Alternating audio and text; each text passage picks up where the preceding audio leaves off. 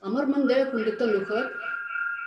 Добрый день, уважаемые коллеги, уважаемые участники Всероссийской научно-практической конференции с международным участием преподавания родных языков в условиях эффективные методики и технологии. Мы рады вас всех приветствовать на нашей конференции. Конференция у нас будет идти в течение 2 дней.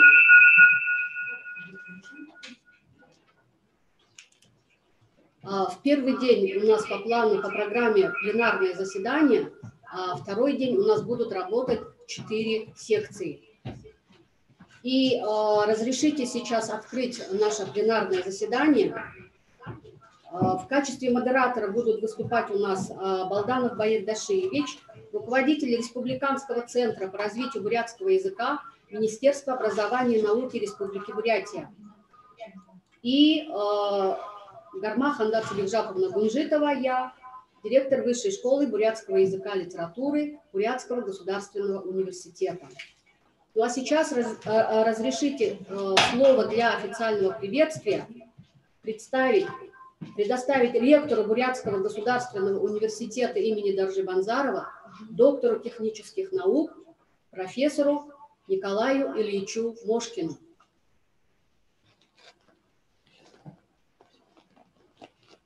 Амар Сейм Хундутанухат.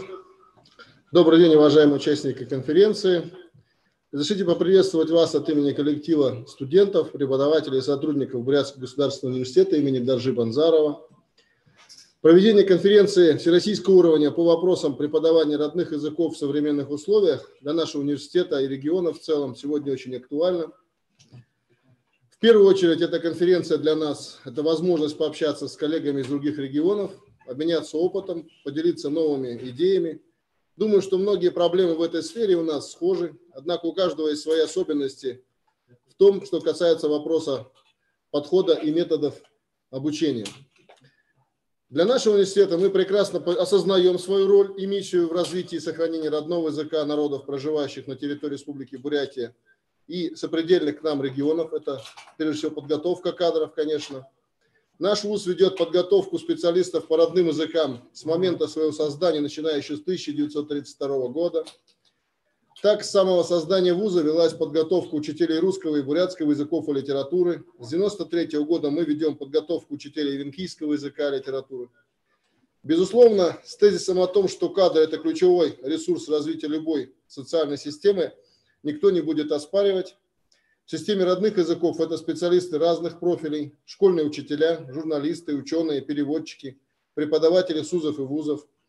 Они являются ключевыми факторами языковой политики, ее непосредственными проводниками на практике, поэтому они занимают важное место в языковом процессе, и от качества их подготовки напрямую зависит результативность языкового развития.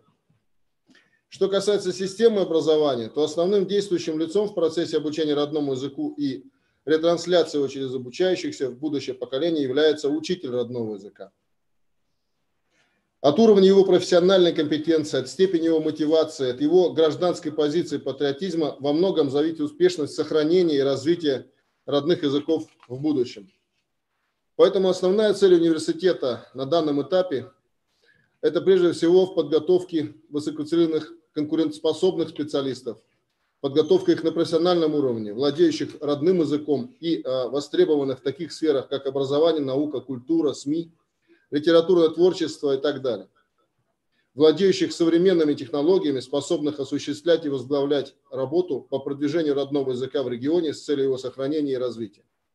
На сегодняшний день университет проводит работу по нескольким направлениям. Первое основное направление работы – это профессиональная подготовка кадров. Сегодня мы ведем подготовку бакалавров и магистров по направлениям филология и педагогическое образование. Второе направление работы нашего университета – это профессиональная переподготовка. И третье – повышение квалификации. Отметим, что данная форма подготовки кадров сегодня достаточно востребована. Ежегодно через программы дополнительного образования проходит в среднем 20-25 человек. Еще одним важным направлением деятельности университета является научно-методическая работа и обеспечение преподавания родных языков на всех уровнях образования региона. Наши преподаватели принимают непосредственное участие в разработке учебников по родным языкам и литературе. Работа по этим основным направлениям ведется очень активно и плодотворно. В то же время есть и некоторые проблемы. Так, например, количество выделяемых бюджетных мест по той же филологии или педагогическому образованию зачастую недостаточно для того, чтобы в полной мере реализовать подготовку специалистов по русскому, иностранному и родным языкам. Ведь сферы, в которых нужны специалисты с языковой подготовкой, как мы уже говорили, самые разные. Вместе с тем отрадно отметить, что начиная с 2017 года нами осуществляется набор студентов, обучающихся за счет средств государственной программы нашей республики по сохранению и развитию бурятского языка с профилями бурятский язык и литература, русский язык и литература. Это по 10 человек в 2017-2018 годах и 2020, 2019 и 2020.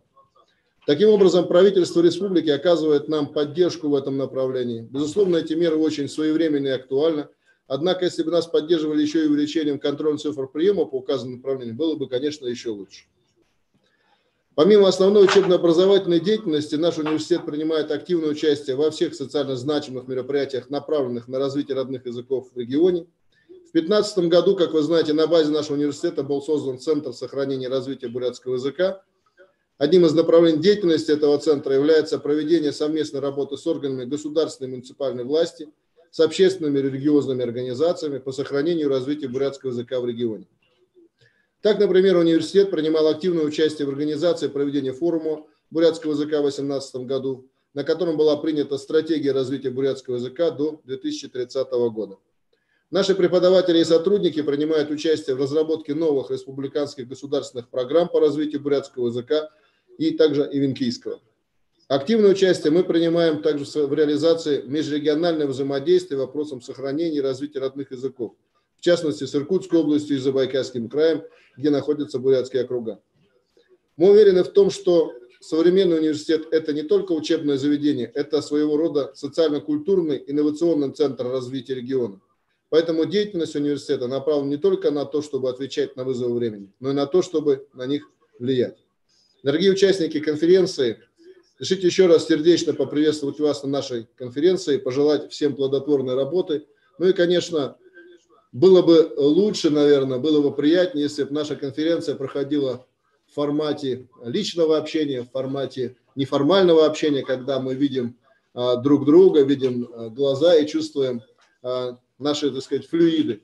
Но, к сожалению, сегодняшняя такова жизнь, сегодняшняя пандемия и, к сожалению, заболевания, связанные с коронавирусом, заставляют нас переходить в цифровую среду, но вместе с тем, наверное, цифровая среда позволяет нам с вами и значительно расширить количество участников нашей конференции, увеличивать возможность общаться с людьми, которые просто не могут приехать, поэтому, как говорится, нет худа без добра, но все-таки я, как достаточно консервативный в этом смысле человек, предпочитал бы личное общение рядом, в большой аудитории, всем вместе, чтобы всем обсудить наши проблемы, проблемы преподавания и развития языков. Потому что я глубоко убежден в том, что все-таки развитие родного языка связано не только с подготовкой преподавателя и учителя, это, безусловно, связано с развитием филологических аспектов языков, это связано с литературой, а это в цифру перевести, наверное, не получится. Большое спасибо. Всем не болеть, берегите свое здоровье. Впереди Новый год, осталось совсем немножко. Хотелось бы, чтобы все встретили Новый год в кругу семьи, в полном составе, без всяких заболеваний. Спасибо. Спасибо, Николай Ильич. Действительно, конечно, формат конференции онлайн, с одной стороны, это возможность расширения круга участников. И хочу здесь отметить, что даже не принимая участие в качестве спикеров, имеют возможность послушать коллег из других регионов, наши преподаватели, учителя школ, воспитатели детских садов из наших регионов, из Республики Бурятия и наших сопредельных регионов. Это Усть-Ордынского бурятского округа Иркутской области и Агинского бурятского округа Забайкальского края. Поэтому, ну и кроме того, здесь еще хочу отметить, что параллельно с нашим общением идет трансляция видео конференции на канале YouTube. И эта видеоконференция будет возможность посмотреть и после окончания конференции. Ну а сейчас разрешите представить слово для приветствия доктору исторических наук, профессору, директору Центра сохранения и развития бурятского языка, Высшей школы бурятского языка и литературы, Восточного института Бурятского государственного университета имени Доржибанзарова Александру Афанасьевичу Елаеву. Спасибо. Самайна, хундаты нухут, хундаты бакшанар, мену хэн удурор би тане халунар амаршалнуп. Уважаемые коллеги, участники конференции, разрешите поприветствовать вас от лица нашего центра, который уже, о котором было уже сказано, нашего Бурятского госуниверситета. Центр был создан в 2015 году, и уже вот 5 лет мы работаем совместно с органами образования, школами, учителями бурятского языка по сохранению и развитию родного языка в нашей республике, а также в Иркутской области и Забайкальском крае. И вот основные направления, как уже отметил Николай Ильич, это нашей работы, это научно-методическое и общественно-политическое обеспечение или сопровождение всей работы по сохранению родного языка. Можно отметить, что за это время нам кое-что удалось сделать. Мы регулярно, наши сотрудники, выезжали в районы республики, проводили семинары, обобщали опыт, решали какие-то вопросы на местах. И сегодня вот можно сказать, что уже, как было отмечено, наш центр инициировал проведение международного форума бурятского языка, который проходил в 2018 году в городе Улан-Удэ. Также благодаря этому форуму была разработана и принята правительством Республики Бурятия стратегия развития бурятского языка до 2030 года. Также нужно отметить, что наш университет выступил инициатором заключения соглашения между Министерством образования и районами республики в области сохранения и поддержки бурятского языка. Ну и мы уже на протяжении ряда лет совместно с коллегами из наших соседних регионов работаем над наполнением содержания единого образовательного пространства преподавания бурятского языка. Это Республика Бурятия, Усть-Ордынский округ, Агинский округ в наших соседних регионах. Ну и есть уже практические результаты, разработаны, например, учебники бурятского языка для школ Усть-Ордынского округа. Коллеги наши в дальнейших докладах своих об этом скажут. Ну и говоря о нашей конференции, я хочу отметить, что инициатором проведения и организации этой конференции выступила кафедра бурятского языка и методики преподавания нашей высшей школы. И эта конференция, ее можно рассматривать как органическую часть всей той работы, которую проводит университет, наш центр по сохранению и развитию бурятского языка. И несмотря на то, что в последние годы все, наверное, являются свидетелями, произошли некоторые изменения в отношении родных языков на федеральном уровне, но и в то же время были предприняты меры, был создан фонд сохранения родных языков, институт сохранения родных языков на федеральном уровне при Министерстве просвещения. Принята концепция преподавания родных языков, и Министерством просвещения уже утвержден план мероприятий по реализации этой концепции. То есть работа ведется как на федеральном, так и на региональном уровне по сохранению родных языков. Я думаю, что география представительства участников этой конференции говорит также о том, что, во-первых, об актуальности преподавания родных языков, это с одной стороны, а с другой стороны об остроте проблем, которые сохраняются в области родных языков. Ну и отрадно вообще отметить, что сегодня в конференции принимают участие или подали заявки представители Москвы, Северного Кавказа, европейской части страны, регионов европейской части страны, Сибири и Дальнего Востока. То есть география очень широкая. Это свидетельствует о том, что проблема преподавания родных языков очень актуальна сегодня в Российской Федерации. Ну и хочется надеяться, что те доклады, выступления участников конференции все-таки будут способствовать более глубокому научному осмыслению выработки современных методик преподавания родных языков. И в конечном итоге это все будет содействовать сохранению родных языков народов Российской Федерации, тем самым укреплению нашего единства страны.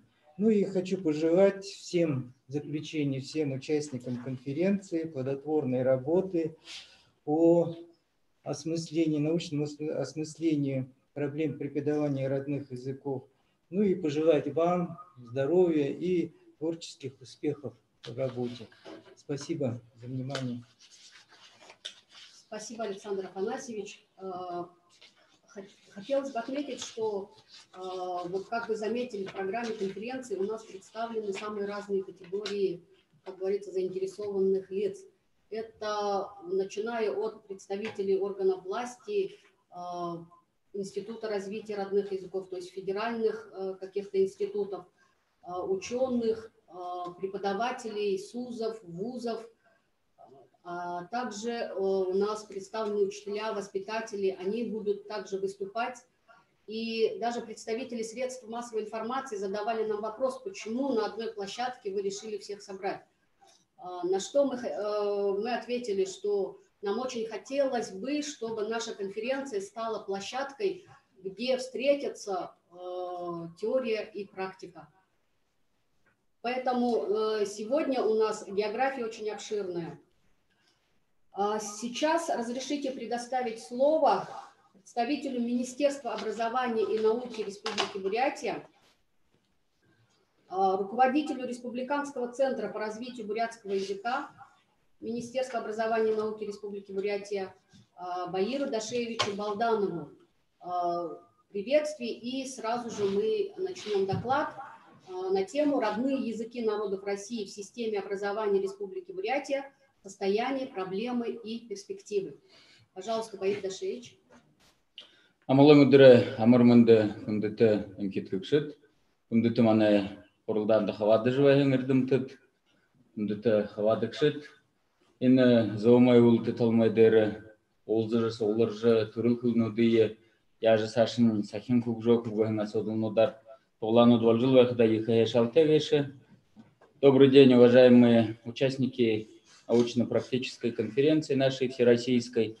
Я хочу, во-первых, передать вам всем большой привет и извинения нашего министра образования и науки Республики Бурятия Баира Батыровича Жалсанова. Он должен был сам докладывать на сегодняшней конференции, мы так заявляли.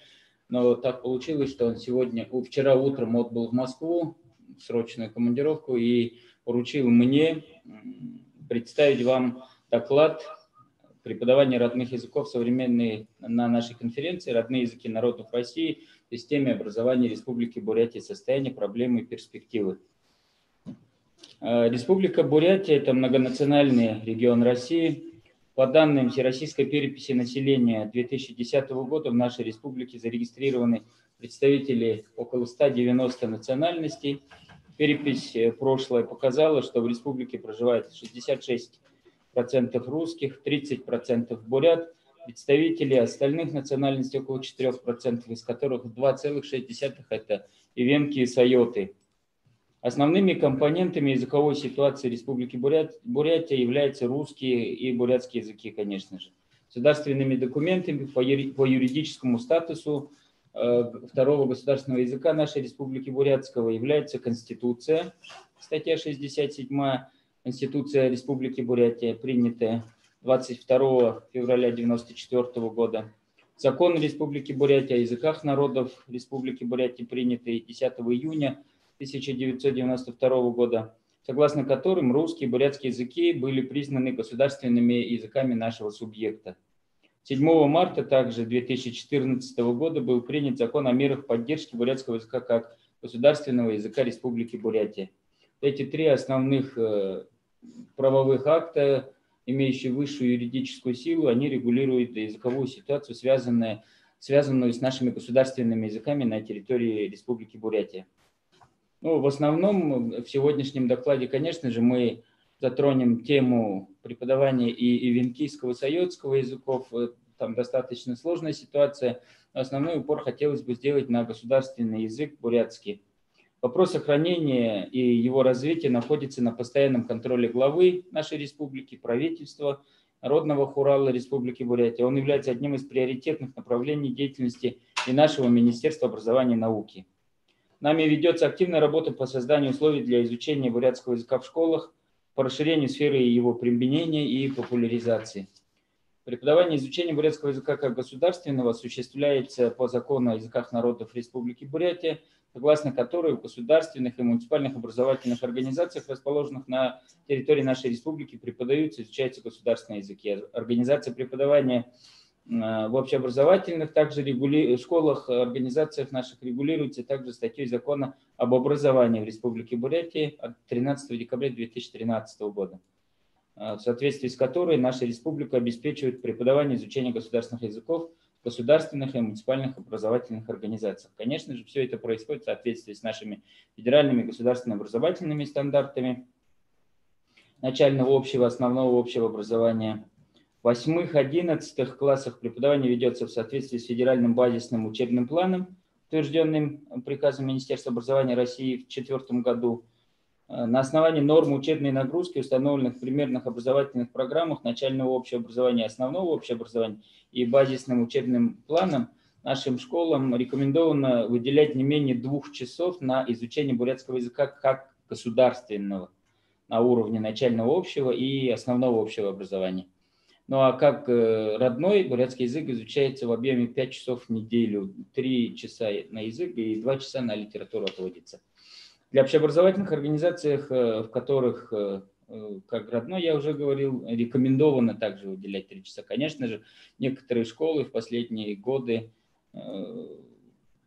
меняют планы, к сожалению, по 1 часу забирают, на другие предметы по 2 часа. Мы проводим разъяснительную работу, чтобы такого не происходило. Таким образом, учитывая созданные в образовательных организациях республики условия, изучение бурятского языка ведется в соответствии с требованиями к образовательным программам общего образования и с учетом установленных норм учебной нагрузки. Главным механизмом, позволяющим проводить работу по созданию условий для изучения бурятского языка в школах, по расширению сферы его применения и популяризации, является государственная программа, о которой сегодня Николай Ильич говорил, и в соответствии с финансированием, по которой сегодня проходит наша тоже научно-практическая конференция, это государственная программа Республики Бурятия «Сохранение и развитие бурятского языка в Республике Бурятия». В результате реализации этой программы на сегодняшний день во всех школах Республики Бурятия созданы условия изучения и преподавания бурятского языка. Это значит, что в каждой школе есть кабинеты. Ну, в немногих из них они совмещены с кабинетами по другим предметам, например, кабинет русского языка может использоваться, иностранных языков. Имеется в наличии учебно-методические комплекты и заключены договора о намерении с учителями бурятского языка в тех школах, где нет контингента обучающихся. Таким образом, если в любую из всех школ республики поступит хотя бы один ребенок, чьи родители или законные представители изъявят желание обучать его бурятскому языку, школа обязана предоставить такую возможность. Никто не вправе отказывать детям и родителям в реализации их законного права на свободный выбор родного языка изучения. Для этого, в общем-то, и реализуется наша программа в том числе. На сегодняшний день можно говорить об определенных достижениях и результатах деятельности по сохранению и развитию бурятского языка. Хотелось бы отметить мероприятия, которые демонстрируют результативность основных целевых направлений реализации госпрограммы. Во-первых, создание условий для изучения бурятского языка в образовательных организациях. Ключевой задачей развития бурятского языка является же, конечно, подготовка профессиональных кадров, специалистов в области бурятского языка. В связи с уменьшением контрольных цифр приема в высших учебных заведениях и в целях дополнительного комплектования штатов общеобразовательных организаций учителями бурятского языка и литературы с 2017 года осуществляется целевая подготовка студентов по направлению педагогическое образование с двумя профилями: родной язык и литература и русский язык, родной язык, литература и монгольский язык на базе нашего Государственного университета имени Даржибанзарова. За счет средств реализации нашей программы сохранения и развития бурятского языка. Для стимулирования и поддержки освоения студентами образовательных программ оказываются меры материального стимулирования. Это стимулирующие выплаты, мы так называем наши стипендии, которые выплачиваются с 2020 года, с начала 2020 года нашим студентам, которые обучаются по целевому направлению. Необходимо отметить работу Бурятского госуниверситета и его ректора, доктора технических наук профессора Николая Ильича Мошкина по решению вопросов, связанных как с развитием бурятского языка, подготовкой профессиональных кадров, так и в целом по развитию университетского образования в Республике Бурятия. На сегодняшний день под его личным руководством университету возвращено имя первого бурятского ученого Даржибанзарова. Проводится большая работа по восстановлению факультета бурятской филологии. Напомним, что раньше он готовил не только учителей бурятского языка и литературы, но и журналистов, переводчиков, литературных сотрудников. Отделение бурятоведения, которое осталось после ликвидации Национального гуманитарного института БГУ, в настоящее время преобразовано в Высшую школу бурятского языка и литературы. Это мы понимаем как переходную структуру между отделением и факультетом. У нас большая есть надежда на то, что Высшая школа в скором времени станет полноценным факультетом. Большое вам спасибо, Николай Ильич, за эту работу. Следующей задачей в рамках создания условий для изучения бурятского языка в общеобразовательных организациях нашей республики является разработка и совершенствование учебно-методической базы преподавания. Сегодня министерство наше ведет активную деятельность, направленную на расширение авторских коллективов по разработке учебно-методических комплектов. Комплектование наших школ учебной литературы по предметам бурятский язык как родной и бурятская литература, бурятский язык как государственный осуществляется по приказу нашего министерства и в соответствии с региональным перечнем учебников, рекомендованных к использованию в образовательном процессе. В 2019 году Республика Бурятия, должен доложить, обновила полностью наши учебно-методические комплекты. На сегодняшний день все школы Республики Бурятия полностью обеспечены учебниками по бурятскому языку, литературе на 100%. Ну, там 5% мы выделяем на ежегодный износ. И этот износ 5% мы ежегодно восполняем новыми тиражами. В последнее время акценты смещаются на внедрение эффективных технологий, обеспечение коммуникативной составляющей обучения. В целях содействия развитию национального образования нашим министерством проводится работа по укреплению материально-технической базы методических кабинетов по бурятскому языку, современным оборудованием, иллюстративным материалом, наглядными пособиями.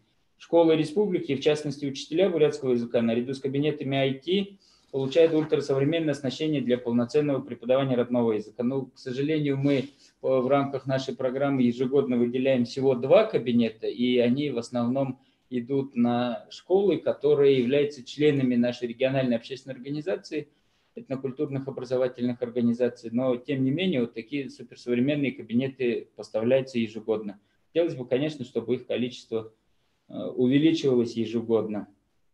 Они также оснащены, эти кабинеты, иллюстративными материалами, портретами писателей и ученых Бурятии известных.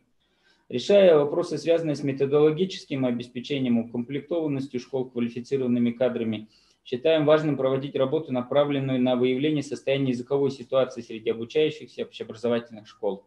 В 2016 году мы обнародовали результаты проведенного масштабного социологического исследования с участием всех школ нашей республики, а также школ соседних субъектов, где компактно проживают представители бурятского народа, также Монголии и внутренней Монголии Китайской Народной Республики. По субъектам России получилось, что в результате этих исследований выявилось, что около 50% обучающихся носителей бурятского языка не владеют или плохо владеют своим родным языком. Еще более отрицательная тенденция прослеживается в дошкольных образовательных организациях. По итогам исследований выявлено, что из всего контингента учащихся школ нашей республики, в частности, носителей бурятского языка бурят составляет 42 235 человек. Из них хорошо владеют языком 16 432 человека, плохо владеют, ну, можно считать, что они просто приветствуют, здороваются и прощаются. Да, такие обиходные, лексический минимум, в общем-то. 14 722 ребенка не владеют языком абсолютно, 11 443 человека. Это, конечно, удручающие цифры, факты. Детей дошкольного возраста бурятской национальности всего на момент исследования было 14 959 человек, из них хорошо владеют 4397. Плохо владеют 3470, не владеет абсолютно почти половина, это 7195 детей. Что с этим делать? Достаточно сложный вопрос. Ежегодно при приеме отчетов от районных управлений образования мы проводим мониторинг изучения бурятского языка в школах республики. В 2020-2021 учебном году изучение бурятского языка составляет 80%. В 2019 году этот показатель равнялся 77%, в 2018 72% и в 2017 тоже 72%. В 382 из 473 школ республики охват учащихся составляет 51% учащихся. То есть бурятский язык в разных формах изучает 76 581 ребенок из 148 320 детей. Бурятский язык как родной изучает, к сожалению, всего 8348 учащихся. Вот здесь мы наблюдаем небольшой совсем рост. В 2019 году было 8251, на 100 с лишним детей увеличилось в этом учебном году. Как государственный, бурятский изучает 68 233 ребенка. Здесь у нас наблюдается неплохое увеличение количества детей. Все-таки действия государственной программы, действия, определенные действия как региональных властей, так и наших муниципальных властей тоже сказываются. И 68 233 ребенка, а в 2019 году их было 64 317 детей. Анализ данных мониторингов выявляет определенные проблемные моменты, ситуацию, по которым необходимо корректировать. Обращает на себя внимание тот факт, что по статистике количество детей, хорошо владеющих родным языком, составляет 16 432 человека, а по мониторингу, изучающих как родной, их количество составляет всего 8348 детей. Это говорит о том, что образовательный процесс с изучением родного бурятского языка по мониторингу в 103 школах республики изучается. У нас в регионе 473 школы, а бурятский как родной изучается только в 103 школах. Не отвечает эта ситуация языковому состоянию на территориях проживания бурятского населения. Считаем важным и необходимым проведение работы в муниципалитетах по корректировке образовательных программ с учетом уровня владения бурятским языком. И в проекте новой государственной программы мы устанавливаем один из трех основных индикаторов – количество общеобразовательных организаций, в которых организовано, уже как по факту организовано обучение бурятскому языку. Этот мы показатель хотим за 10 лет довести до 87%. Почему 87%? Мы все реалисты, ходим по земле, живем в одной республике, знаем, что у нас расселение, национальная структура расселения национального состава наших районов, муниципалитетов разные, поэтому мы звезд с неба не хватаем, мы пытаемся реальные индикаторы установить, которые можно достичь в течение 10 лет.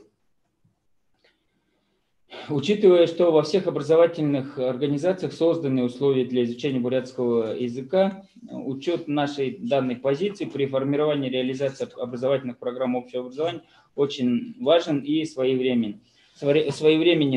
Но я хотел бы здесь еще сказать о том, что у нас в системе образования Республики Бурятия присутствуют еще два родных языка народов России. Это венкийский язык и сайотский язык.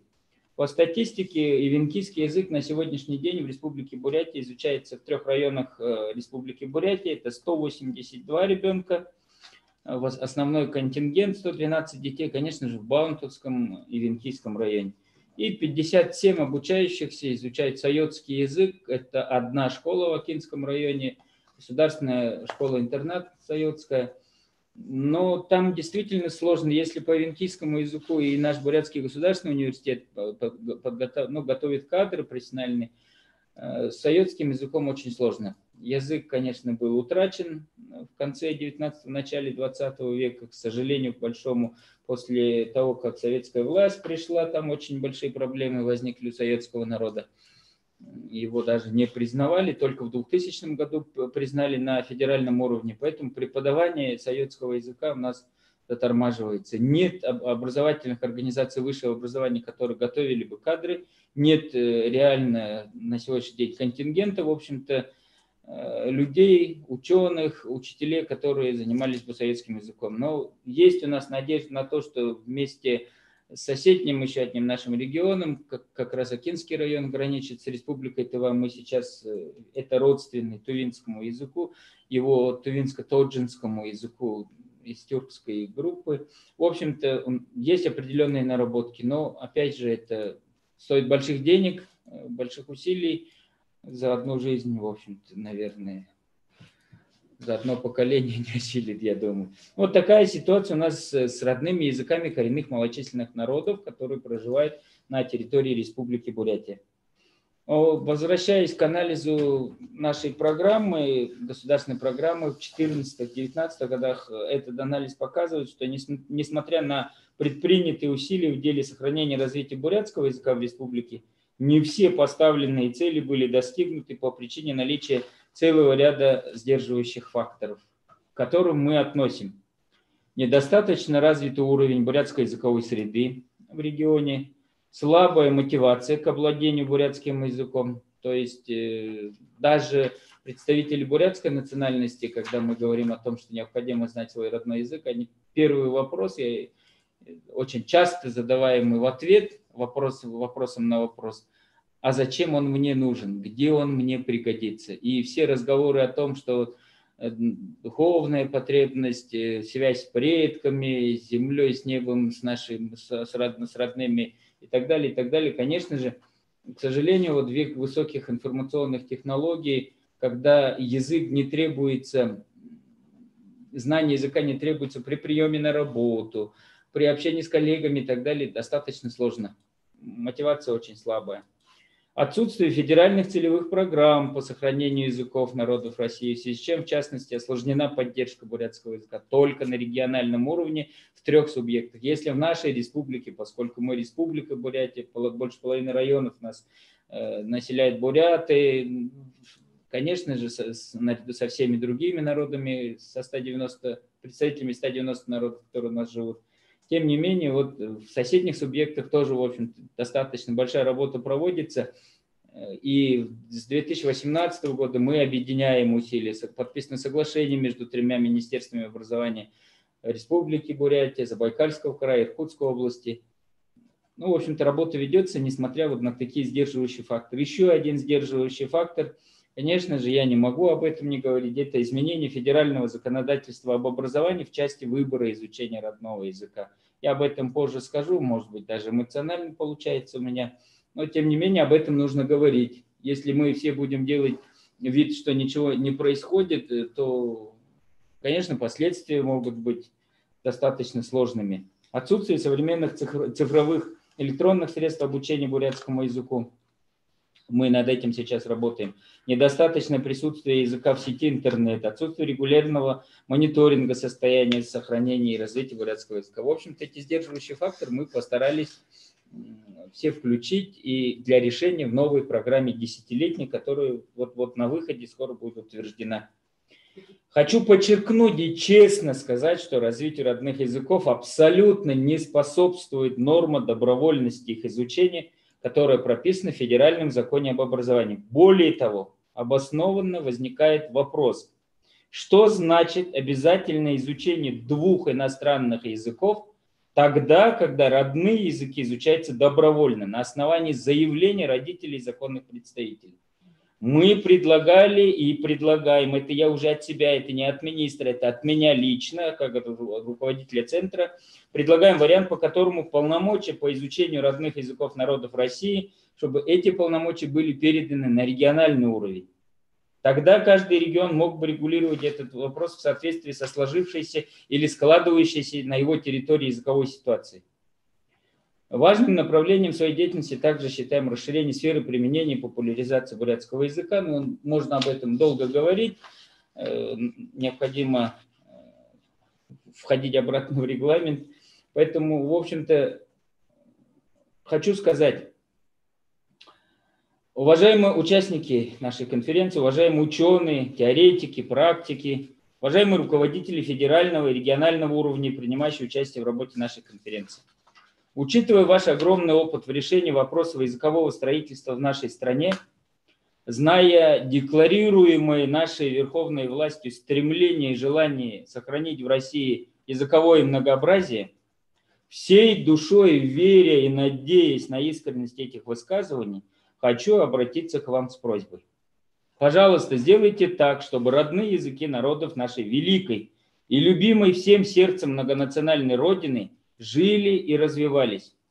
Предлагаем разработать специальную федеральную государственную программу по спасению, сохранению и развитию родных языков народов России. Средства фонда по поддержке родных языков народов России, которые ежегодно разыгрываются в виде грантов, направлены на развитие языков коренных малочисленных народов. Это правильно. Однако в масштабах России эти средства ничтожно малы. Я говорю как представитель двух этносов. Коренного малочисленного народа Сибири, сайотов, который утратил свой родной язык и сейчас пытается его возродить.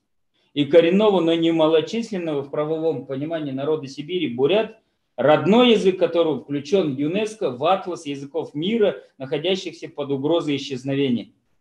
Такой рост количества носителей, владеющих родным языком, это серьезная планка, понимаете? Для достижения этого показателя требуются годы кропотливой работы. И требуются конкретные, хорошие, нормальные, адекватные решения на федеральном уровне.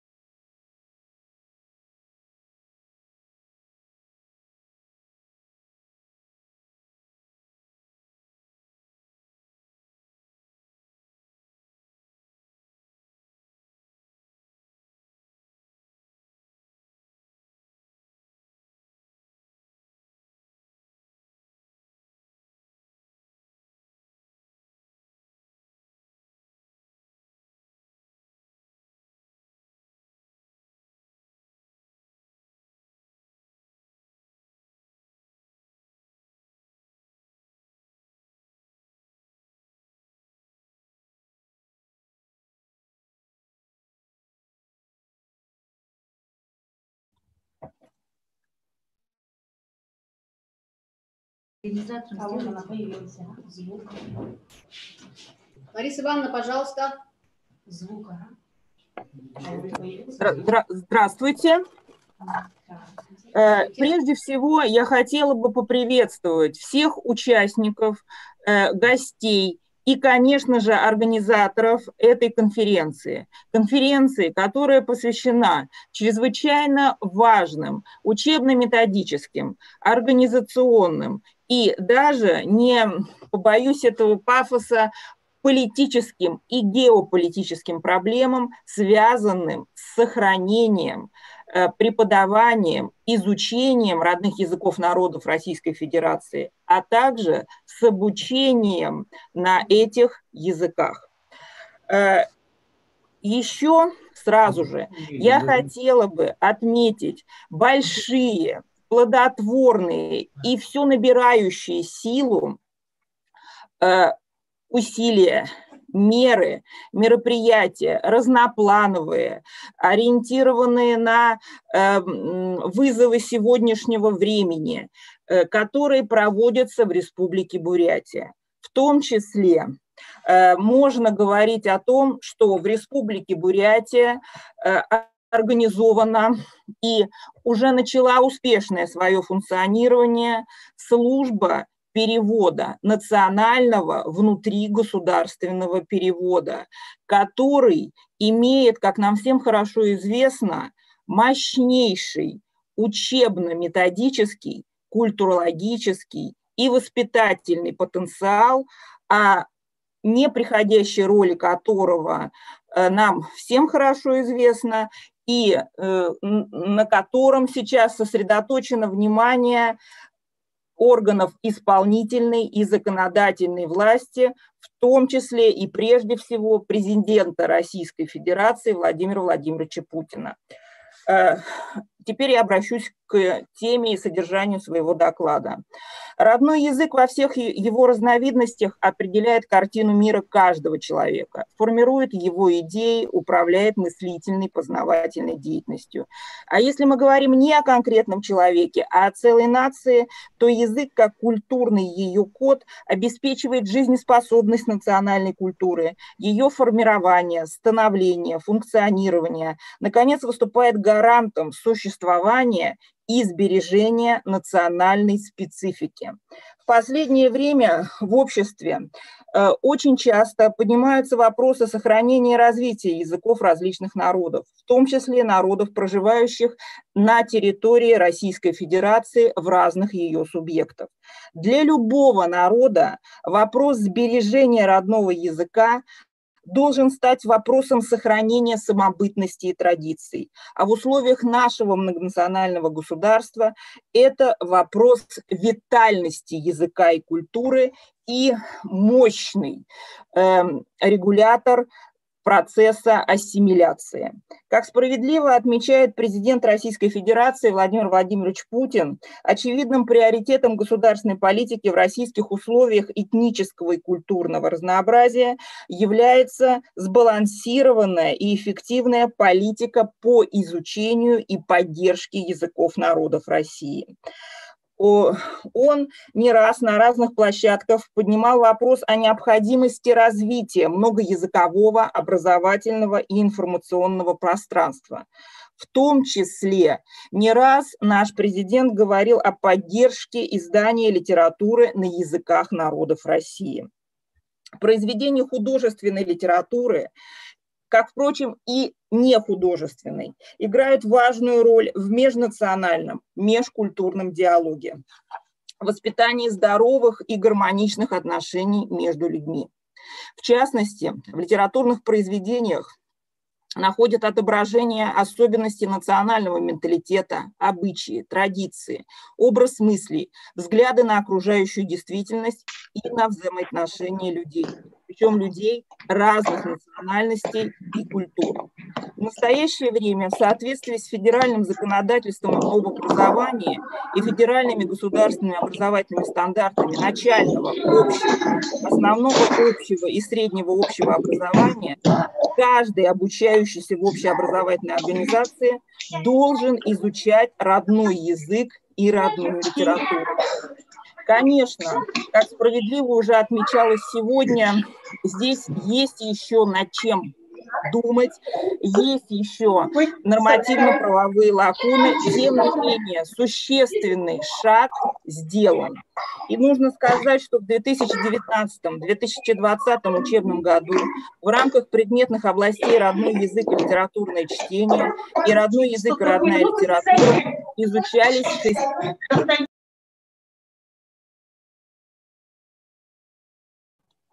65 родных языков, кроме русского, а общая численность обучающихся составила 1 969 084 ребенка.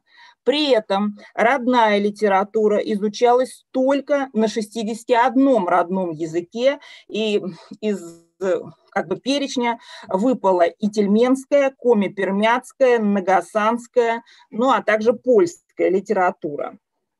И здесь нужно говорить о том, что одной из проблем реализации образовательных программ по родной литературе является недостаточное количество или даже полное отсутствие произведений художественной литературы, которые созданы на родном языке. Данная проблема в настоящий момент в образовательных организациях решается по-разному. В некоторых школах изучают произведения национальных авторов, которые писали на русском языке, в других учреждениях используются адаптированные переводы на национальный язык произведений русских авторов. Ну, существуют статистические данные, согласно которым количество изданий художественной литературы на языках народов России составляет всего лишь 2% от общего количества изданий произведений художественной литературы. И, к сожалению, статистика отмечает неуклонное снижение интереса издателей к литературам народов России. Конечно же, это все связано с изменением общественно-политических условий после распада Советского Союза. Все это связано с экономическими и идеологическими причинами. Конечно, издателей чрезвычайно волнуют коммерческие интересы, а издание литературы на языках народов России во многом затратно, и поэтому мы можем констатировать по сравнению с концом XX века снижение этого книгоиздания на 50%. Кроме того, чрезвычайно важной проблемой, которую нужно как можно быстрее решать и которая, я еще раз подчеркиваю, решается в Республике Бурятия, это проблема, связанная с почти полной утратой традиций художественного перевода русско-национального и национально-национального, а также отсутствие подготовки переводческих кадров. Ну, еще нужно говорить о том, что, к сожалению, изучение национальных авторов, которые создавали свои произведения и создают до сих пор на русском языке, не отвечает требованиям федеральных государственных образовательных стандартов. Так, например, самые общие предметные результаты освоения учебного предмета литературное чтение на родном языке предусматривает формирование потребностей в систематическом чтении именно на родном языке, осознание коммуникативно-эстетических возможностей родного языка на основе изучения выдающихся произведений культуры своего народа. Приблизительно то же самое говорят нам и предметные результаты, которые ожидаются от выпускника 5-9 классов. Здесь речь идет о понимании родной литературы как одной из основных национально-культурных ценностей народа, воспитании квалификационного читателя, у которого сформирован, квалифицированного читателя, у которого сформирован эстетический вкус к произведениям родной литературы.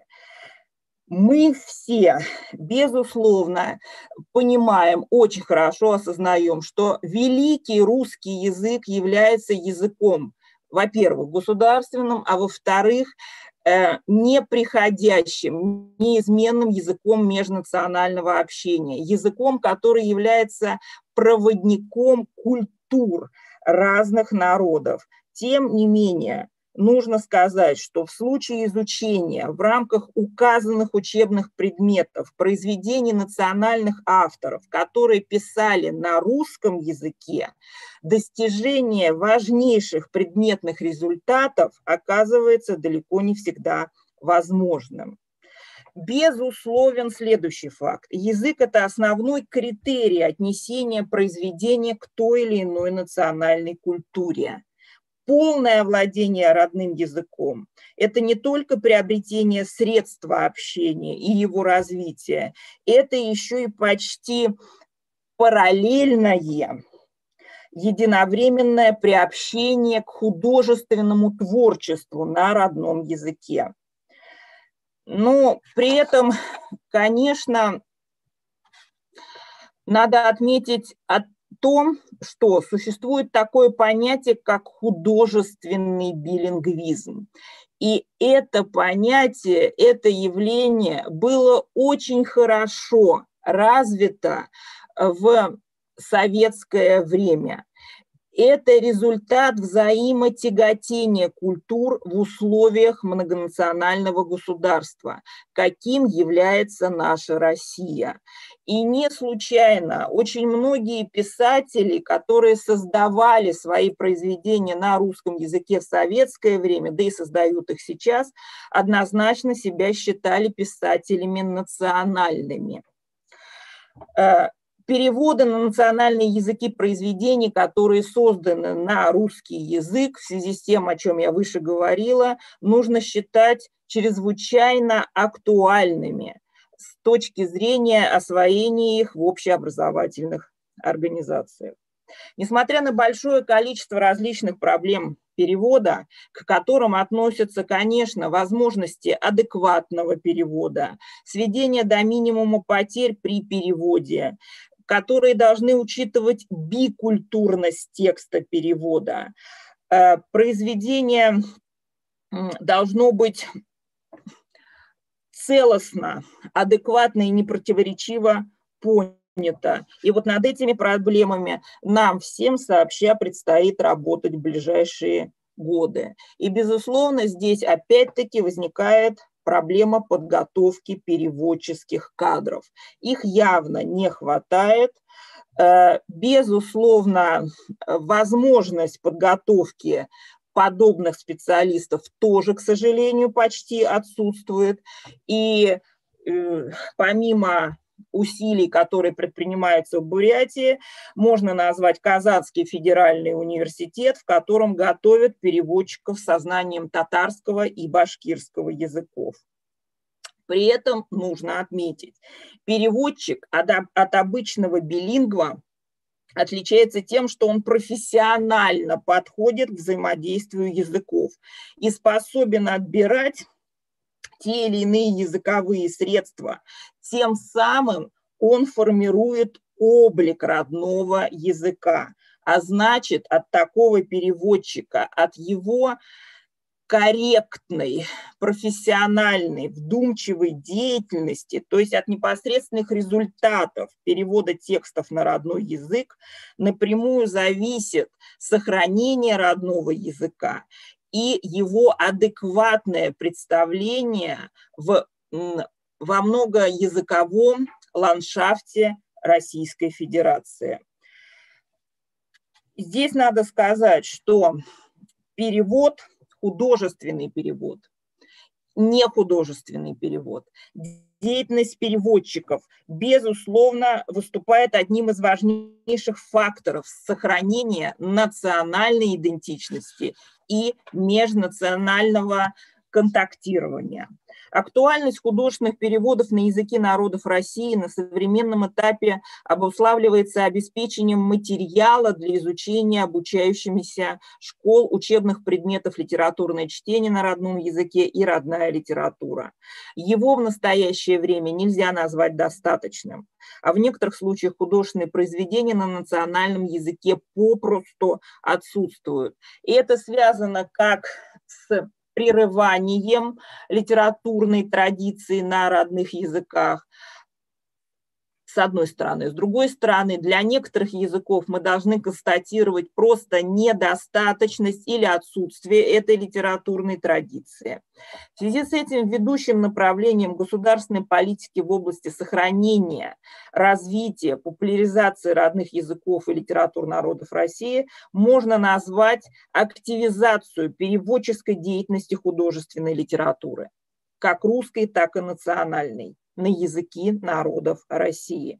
Для успешной реализации здесь необходим серьезный анализ накопленного опыта и повышение уровня современной подготовки специалистов в области перевода.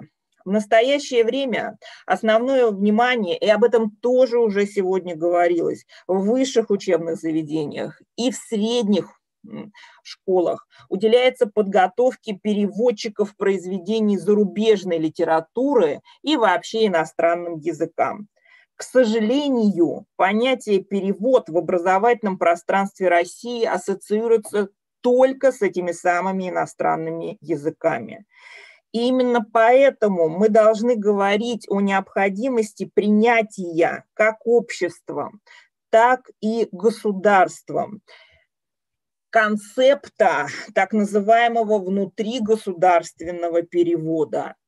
Огромный, впечатляющий массив российской художественной литературы на самых разных языках народов нашей страны содержит в себе неисчислимые богатства культур, разных культур, имеющих серьезные, важнейшие традиции. Изучение художественной литературы, в особенности родной, проникновение в традиции различных народов, приобщение к ним воспитывает культуру межнационального общения.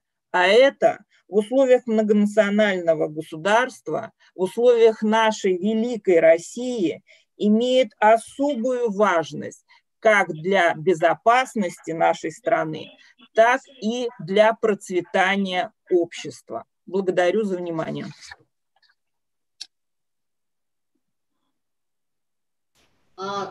Спасибо большое, Лариса Ивановна. Я думаю, что в процессе обсуждения к вам еще будут вопросы.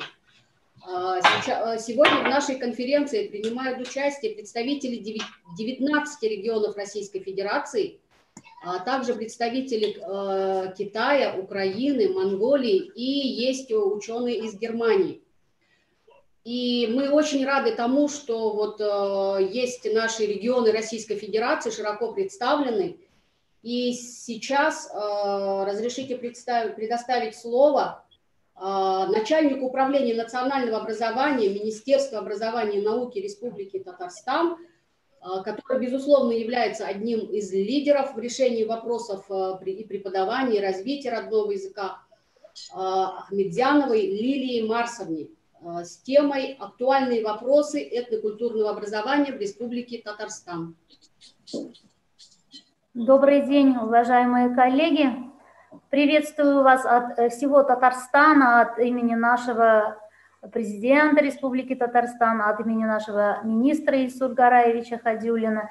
И благодарю вас за возможность побывать хотя бы вот в таком виде в вашем прекрасном регионе и пригласили для участия.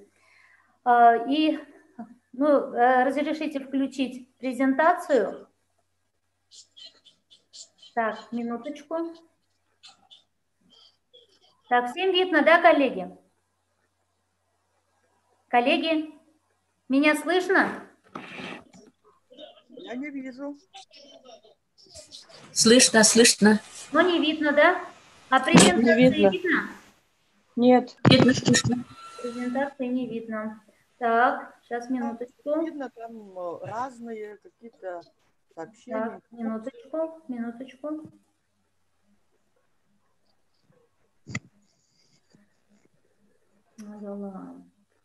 Сейчас, минуточку. Тоже не видно, да?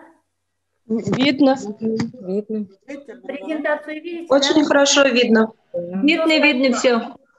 Уважаемые коллеги, Республика Татарстан – это многонациональная республика. Мы знаем, что мы это все время позиционируем себя как регион, который удается более-менее решать наши национальные проблемы, в том числе проблемы этнокультурного образования. Совершенствуя системы вопросов этнокультурного образования и воспитания, решающие актуальные вопросы изучения истории, культуры, национальных традиций, обычаев народов, проживающих в Республике Татарстан, внедрение эффективных технологий языкового образования в Республике Татарстан является одной из основных задач нашего министерства. И данная работа носит системный характер.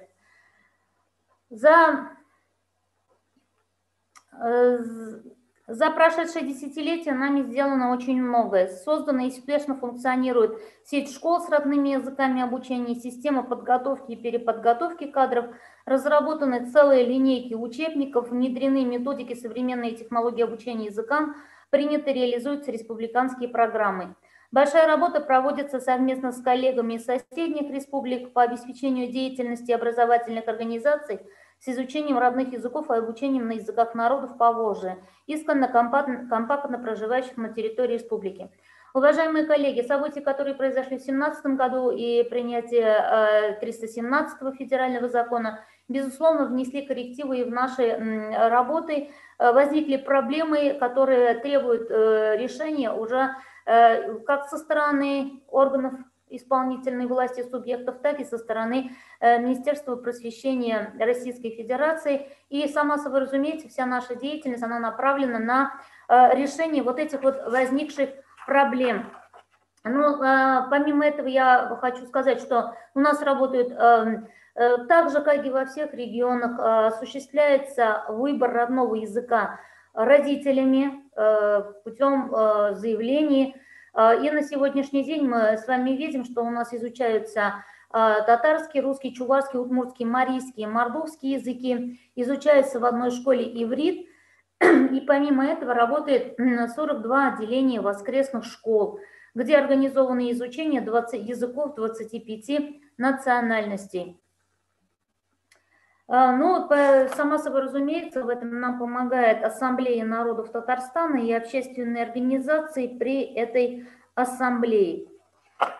Сегодня возникшие проблемы всеобщей глобализации, унификации, цифровизации ставят перед нами новые задачи, требуют новых подходов. И прежде всего это обеспечение высокого качества образования. Безусловно, для того, чтобы родители выбирали родной язык, ну, в нашем случае это родные языки народов, которые проживают в Республике Татарстан, мы должны обеспечить прежде всего высокое качество образования родных языков.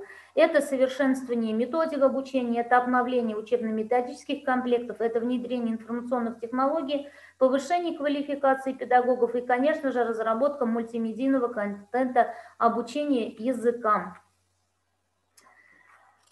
И в первую очередь, конечно же, как все остальные регионы, и мы с радостью видим, что очень много примерных программ в ФОС-реестре на сегодняшний день размещены. Мы перед собой ставили цель разработку и внедрения практикоориентированных программ. Если до 2017 года, скажем, у нас в учебниках и в методике преобладала именно грамматика, то теперь мы стараемся больше уйти на культурно-этнографический контент, больше уйти на коммуникативную, на коммуникацию, на разговорную речь.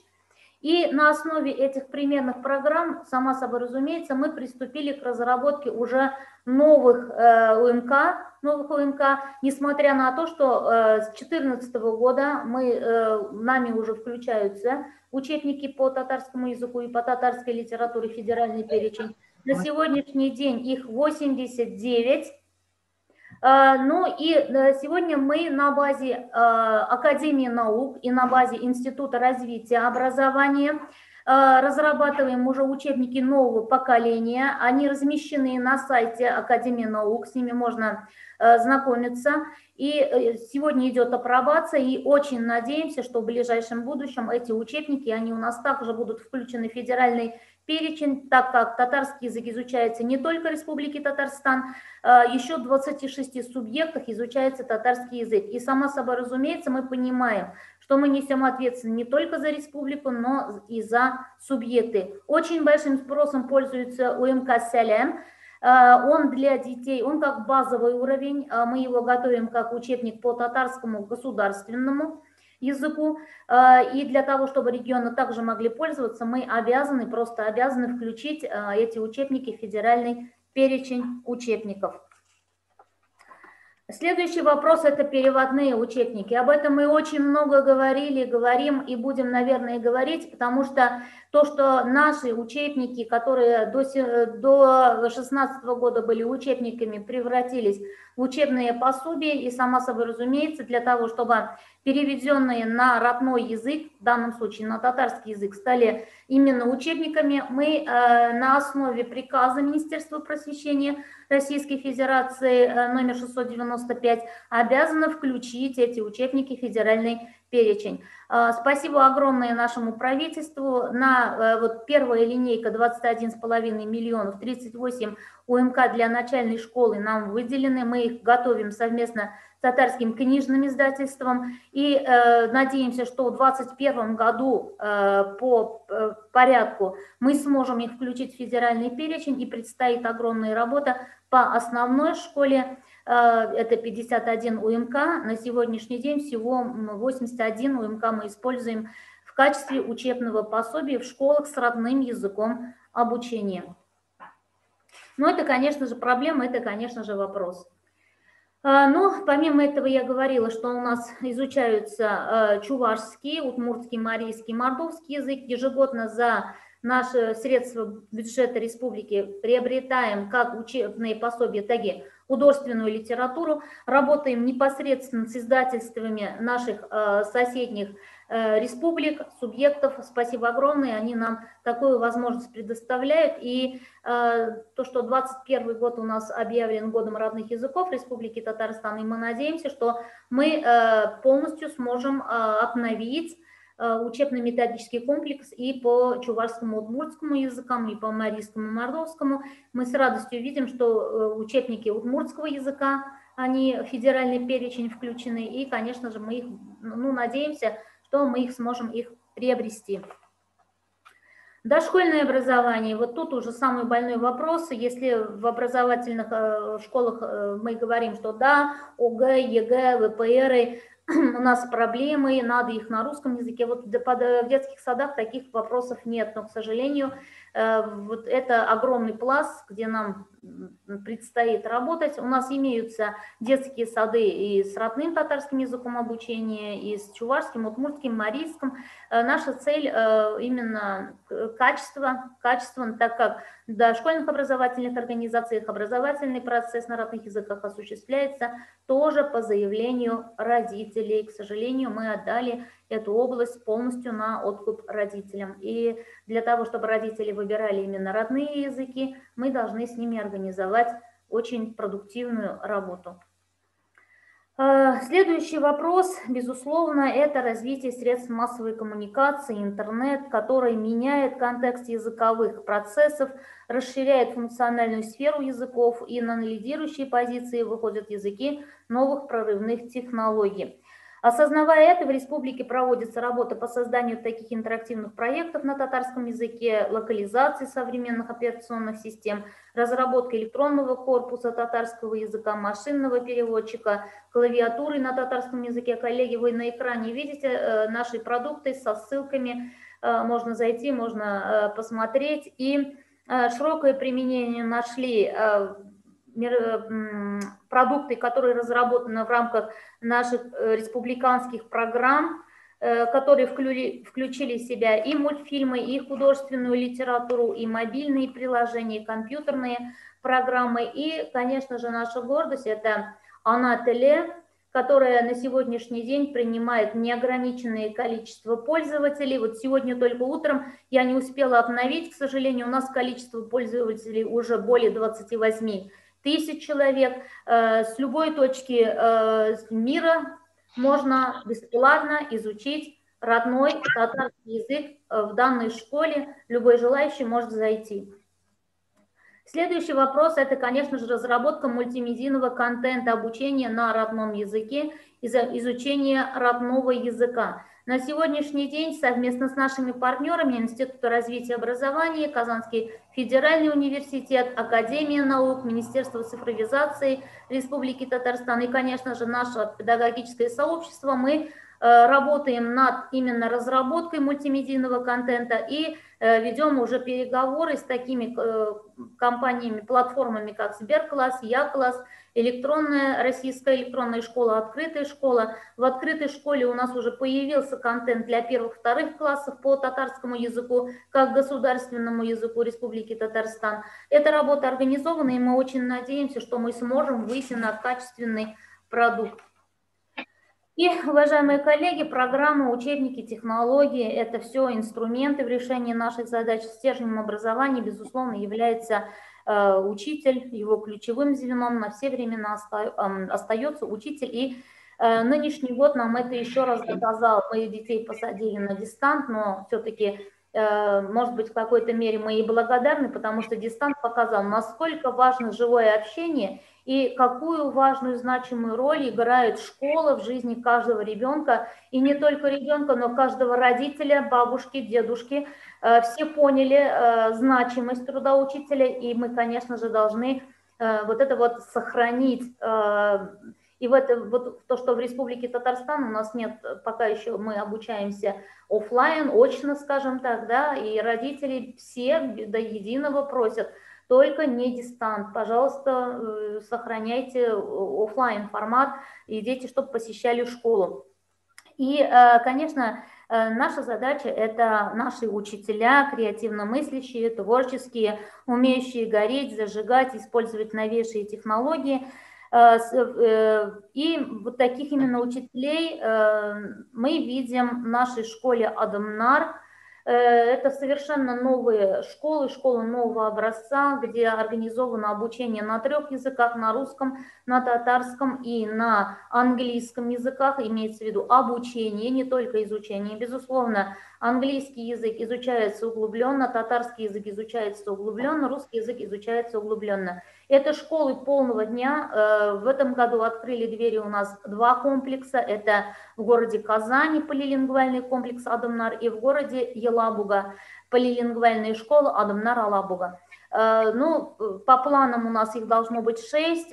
Может быть, к сожалению, вот эта экономическая ситуация несет определенные коррективы, но тем не менее у нас уже идет строительство второй по величине в городе, в Набережных Челнах, такого же комплекса.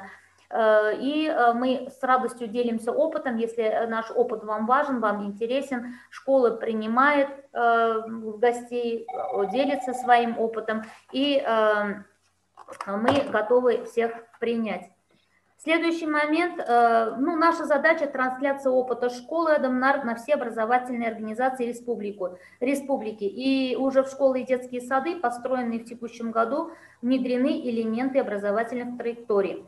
Самое главное, мы смогли организовать работу по подготовке и полилингвальных кадров.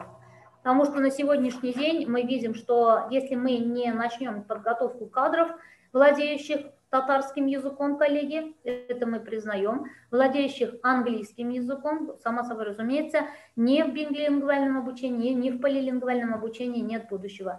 И поэтому на наши республиканские средства по указанию нашего президента Республики Татарстан создана Высшая школа национальной культуры и образования имени Габдуллы Тукая на базе Казанского федерального университета. На сегодняшний день обучается здесь 386 человек. Направление обучения вы видите на экране.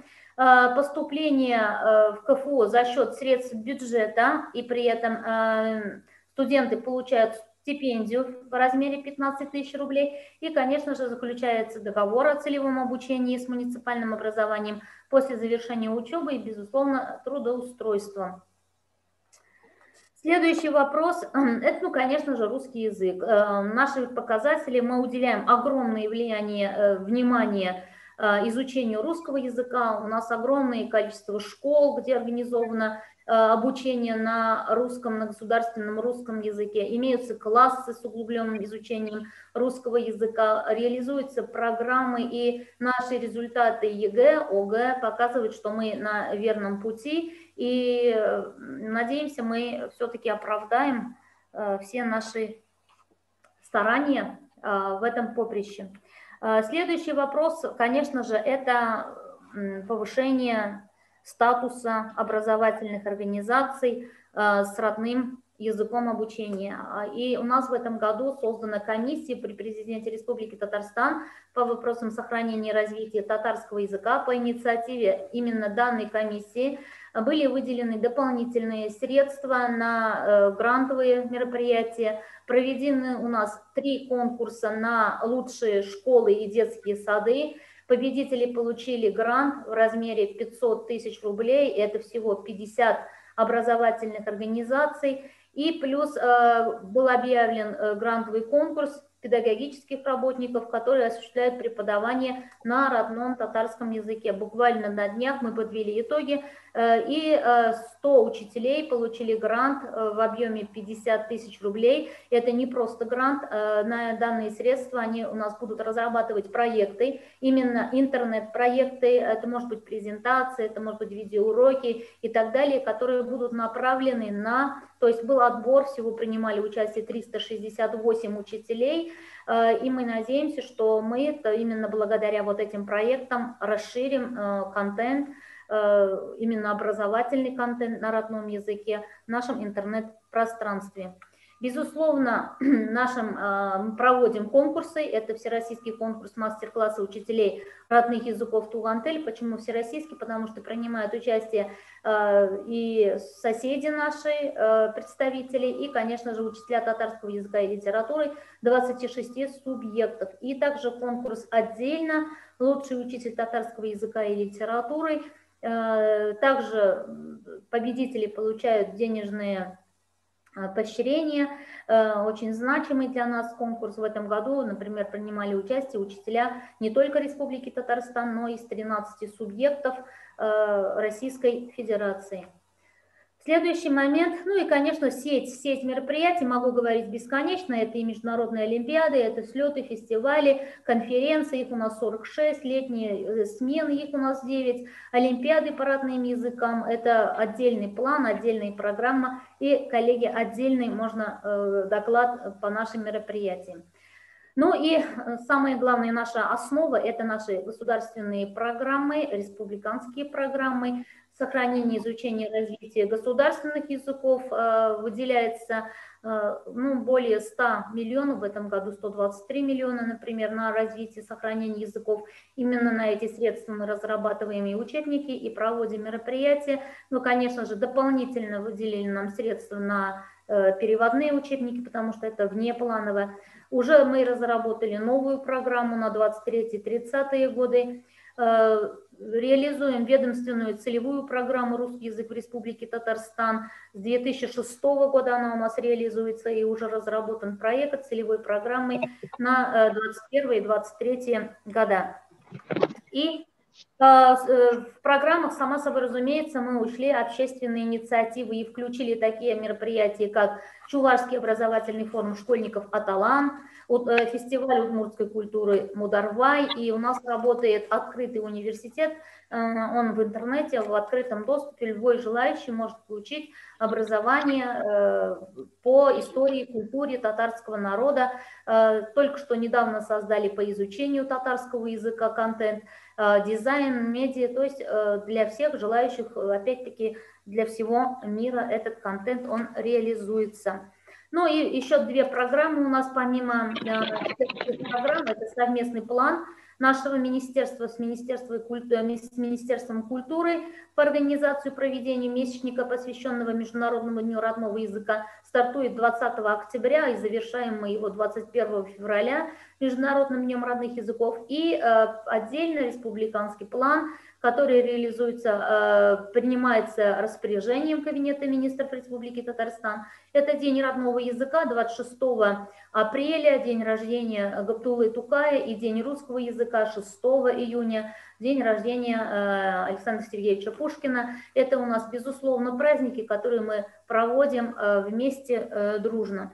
Коллеги, я так бойко отрапортовала, но сказать, что у нас нет проблем, у нас тоже есть проблемы. Есть проблемы, конечно же, по выбору родных языков. Есть проблемы по всероссийским проверочным работам, когда ребенок с 1 по 4 класс обучается на родном татарском языке или на родном чувашском языке, и в ВПР приходит задание только на русский, определенные трудности и качество работ, безусловно, не оправдывает нашей надежды не из-за того, что знания плохие, из-за того, что ребенок где-то, может быть, недопонимает именно в данном случае русский язык, потому что есть свои особенности предмета.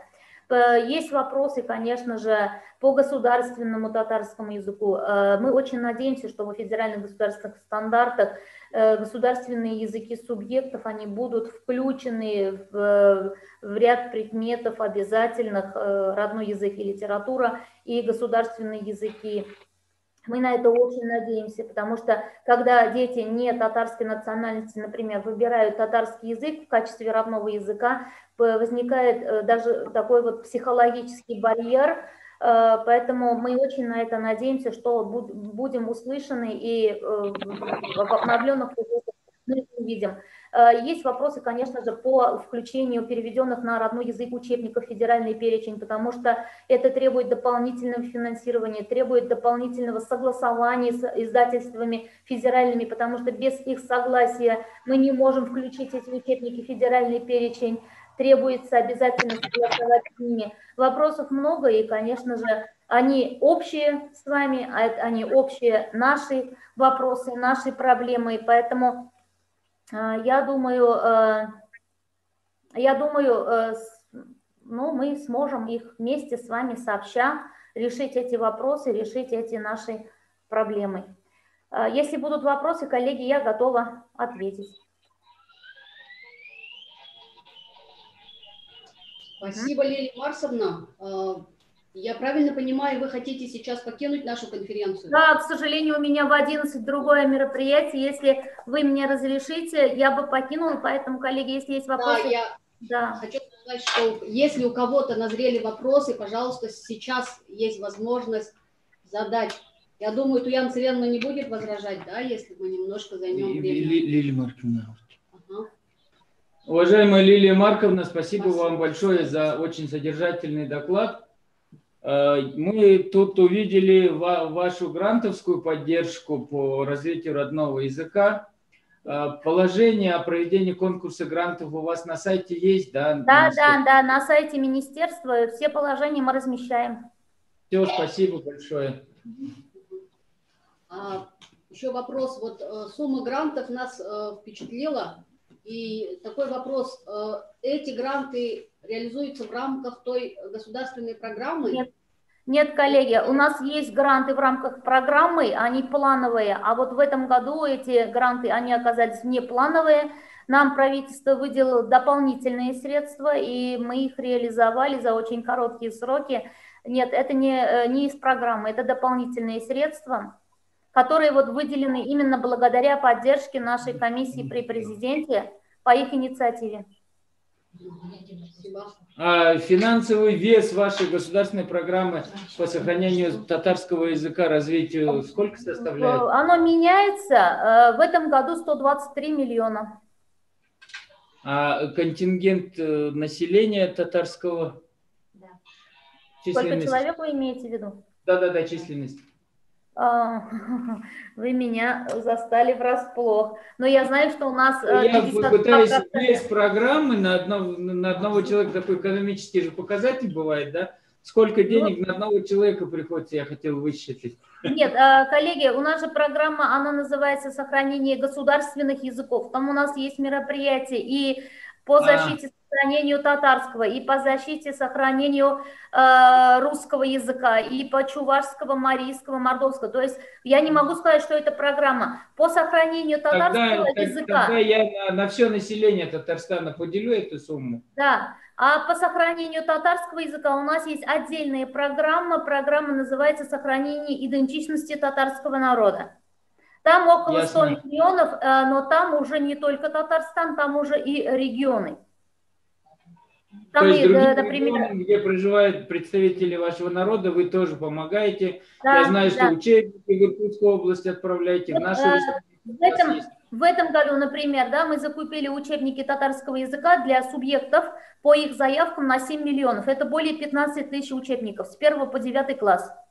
Само собой, разумеется, удовлетворить весь их спрос мы не в состоянии, но можем, сколько можем, столько помогаем. Понятно. А как бюджетное законодательство, бюджетный кодекс, который говорит о том, что или у вас сверхдоходы, да, обеспеченность бюджета? Это хорошая. Уже не бюджет, это уже фонды, это уже... вне бюджет. Да, все понятно. Да. Спасибо вам большое. Можно еще вопрос? Можно. А скажите, пожалуйста, как у вас идет подготовка научно-педагогических кадров? Вот по 0,2, по методистов родного языка. У вас, мне кажется, у вас есть специальный диссертационный совет, да? К сожалению, вот этот вопрос, он для нас тоже является больным. У нас был диссертационный совет при Академии наук Республики Татарстан. Вот, коллеги, я вот сейчас не смогу, я боюсь, что я отвечу вам не совсем правильно, не совсем верно. Вот этот вопрос Академии наук. Но по моим данным, на сегодняшний день защита диссертации на базе Академии наук именно по татарскому языку и литературе не представляется возможным. Но есть у нас Казанский федеральный университет, где диссертационный совет еще сохраняется. Спасибо. Уважаемые коллеги, как один из модераторов, я хотел бы обратиться ко всем вам, уважаемые участники. Когда вы задаете вопросы докладчикам и содокладчикам, пожалуйста, представляйтесь и называйте регион. Нам это очень важно. Спасибо за понимание. Уважаемая Лилия Марсовна, вопрос задает Цириндаржиева Байрма Дамбиевна, Бурятский госуниверситет, Республика Бурятия. Во-первых, я бы хотела вас искренне поблагодарить за то, что вы нашли возможность принять участие в нашей конференции, поддержать нас. И мой вопрос звучит следующим образом. Насколько успешно решается вопрос выбора учащимися Республики Татарстан экзаменов ОГЭ и ЕГЭ по татарскому языку и по татарской литературе? Насколько высок процент ребят, которые выполняют эти выбирают эти учебные предметы?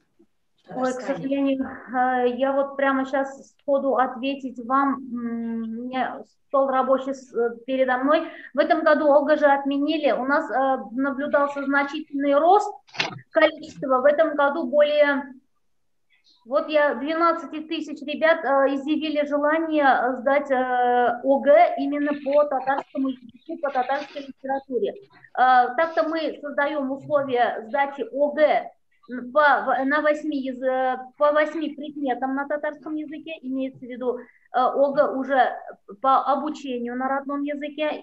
У нас есть желающие, более 200 детей ежегодно сдают ОГЭ по предметам, по математике, по географии, по химии, по биологии на татарском языке. А количество желающих сдавать ОГЭ по родному татарскому есть желающие по чувашскому языку, есть желающие по удмуртскому языку. В данном случае мы обращаемся за заданиями нашим коллегам.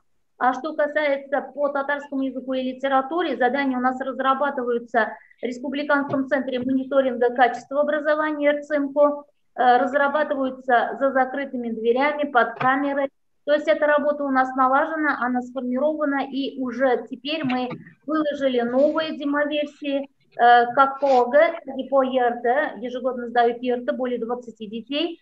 Для поступления в Казанский федеральный университет именно в отделении филологии татарской единого республиканского экзамена уже после 11 класса.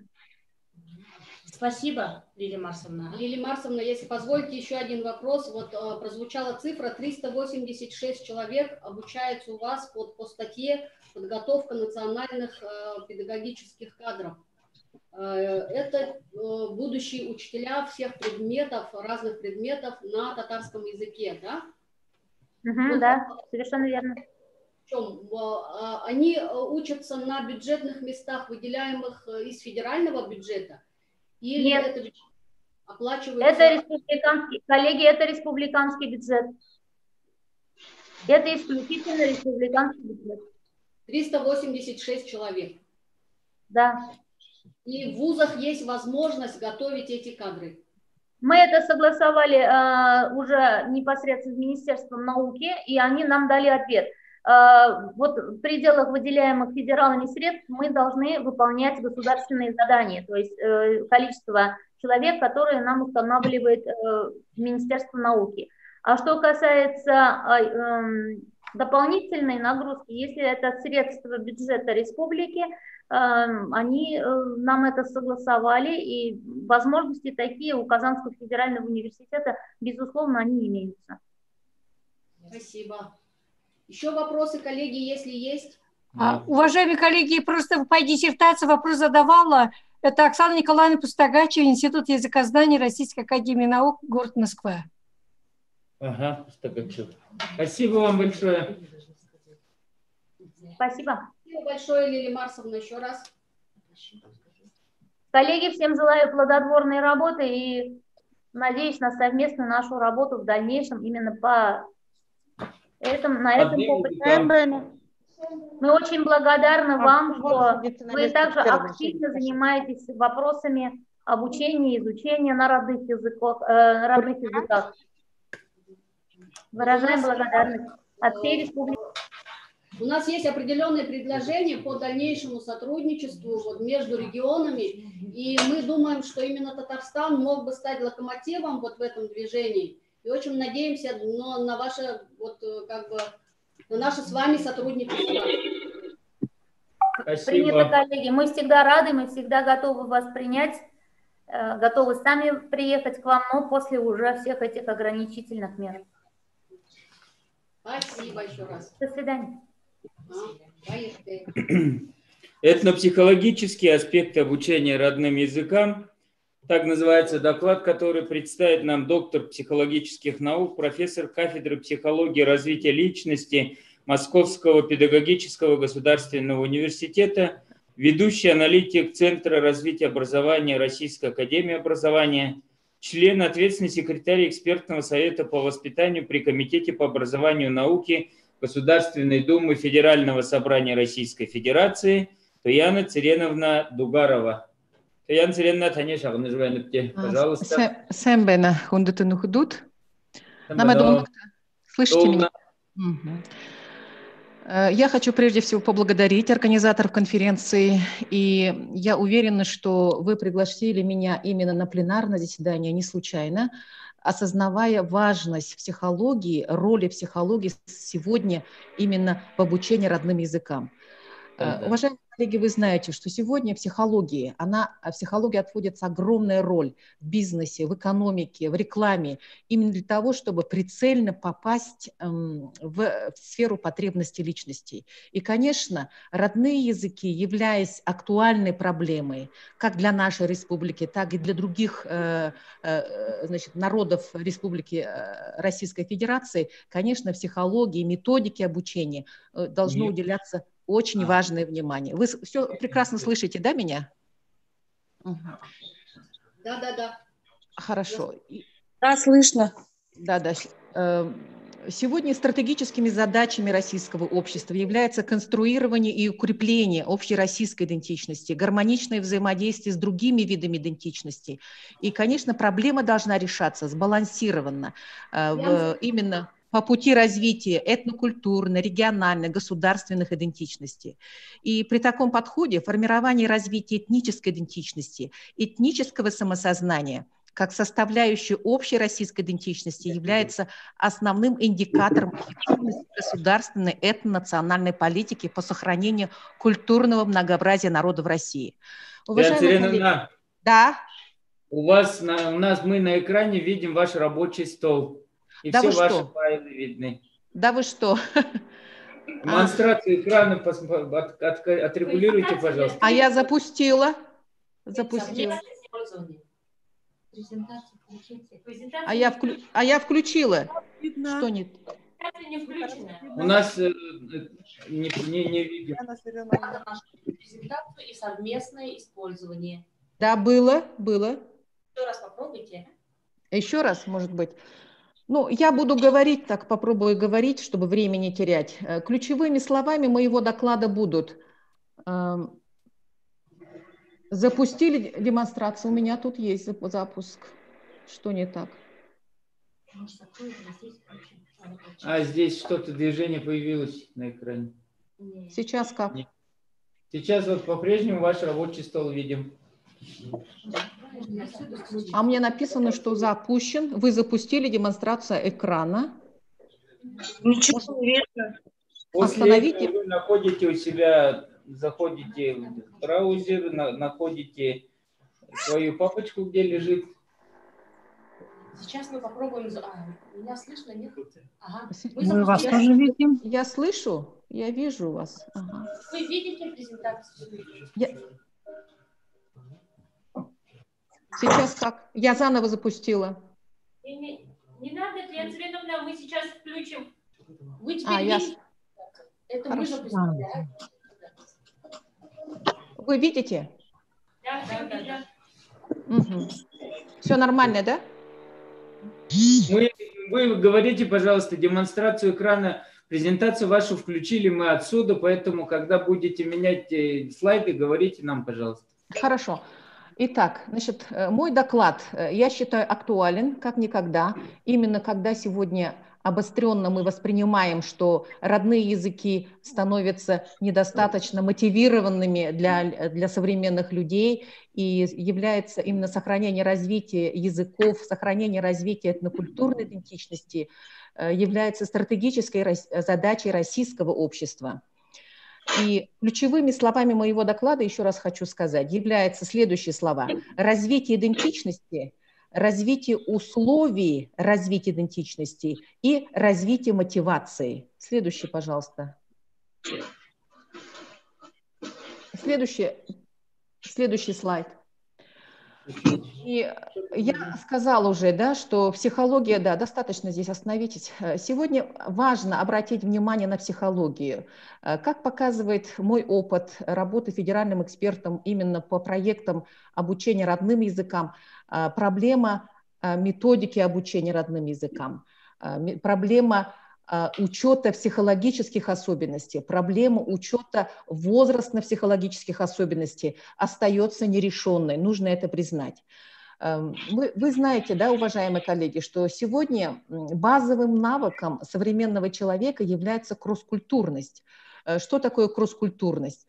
Это именно с учетом психологии, когда человек способным становится воспринимать вариативность мира, и от него требуются осознанные совместные усилия в целом для восприятия современного мира. Следующий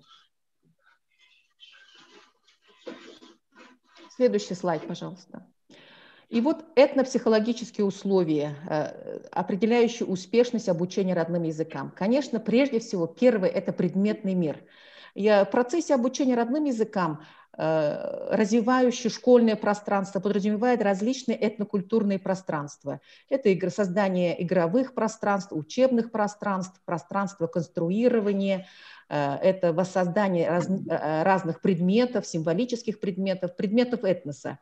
И вот тут психологическая какая проблема? Это проблема интериоризации. То есть интериоризации действительно мы должны задуматься при обучении языкам, насколько вот этот предметный мир, который вы воссоздаете в детских образовательных учреждениях, организациях, насколько он воспринимается, как он воспринимается, какие усилия должны быть сделаны, чтобы он был воспринят, чтобы он вошел как часть психологии человека.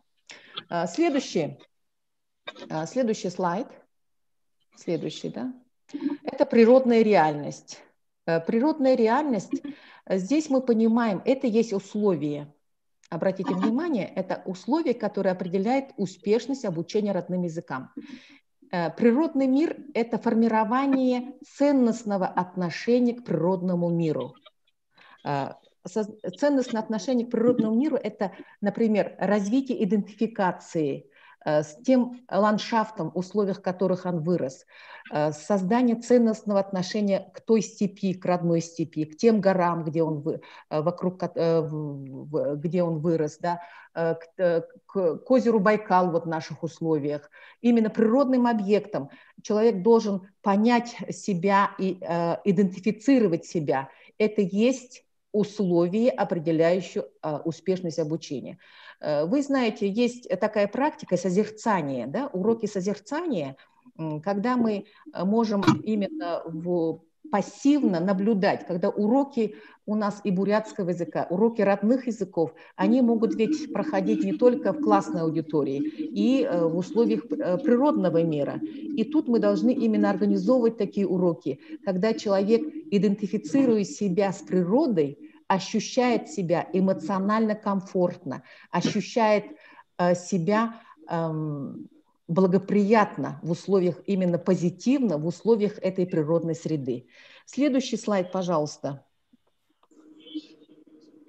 Что-то у меня со слайдами, да? Следующий. Далее.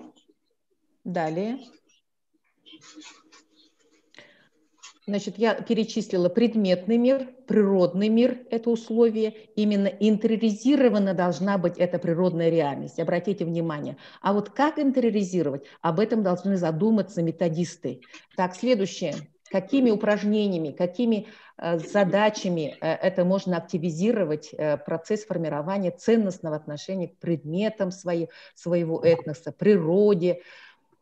Следующее условие – это образно-знаковая реальность. Что мы понимаем под образно-знаковой реальностью? Конечно, это мифологические герои, это есть наш фольклор, это пословицы, поговорки, это благопожелания.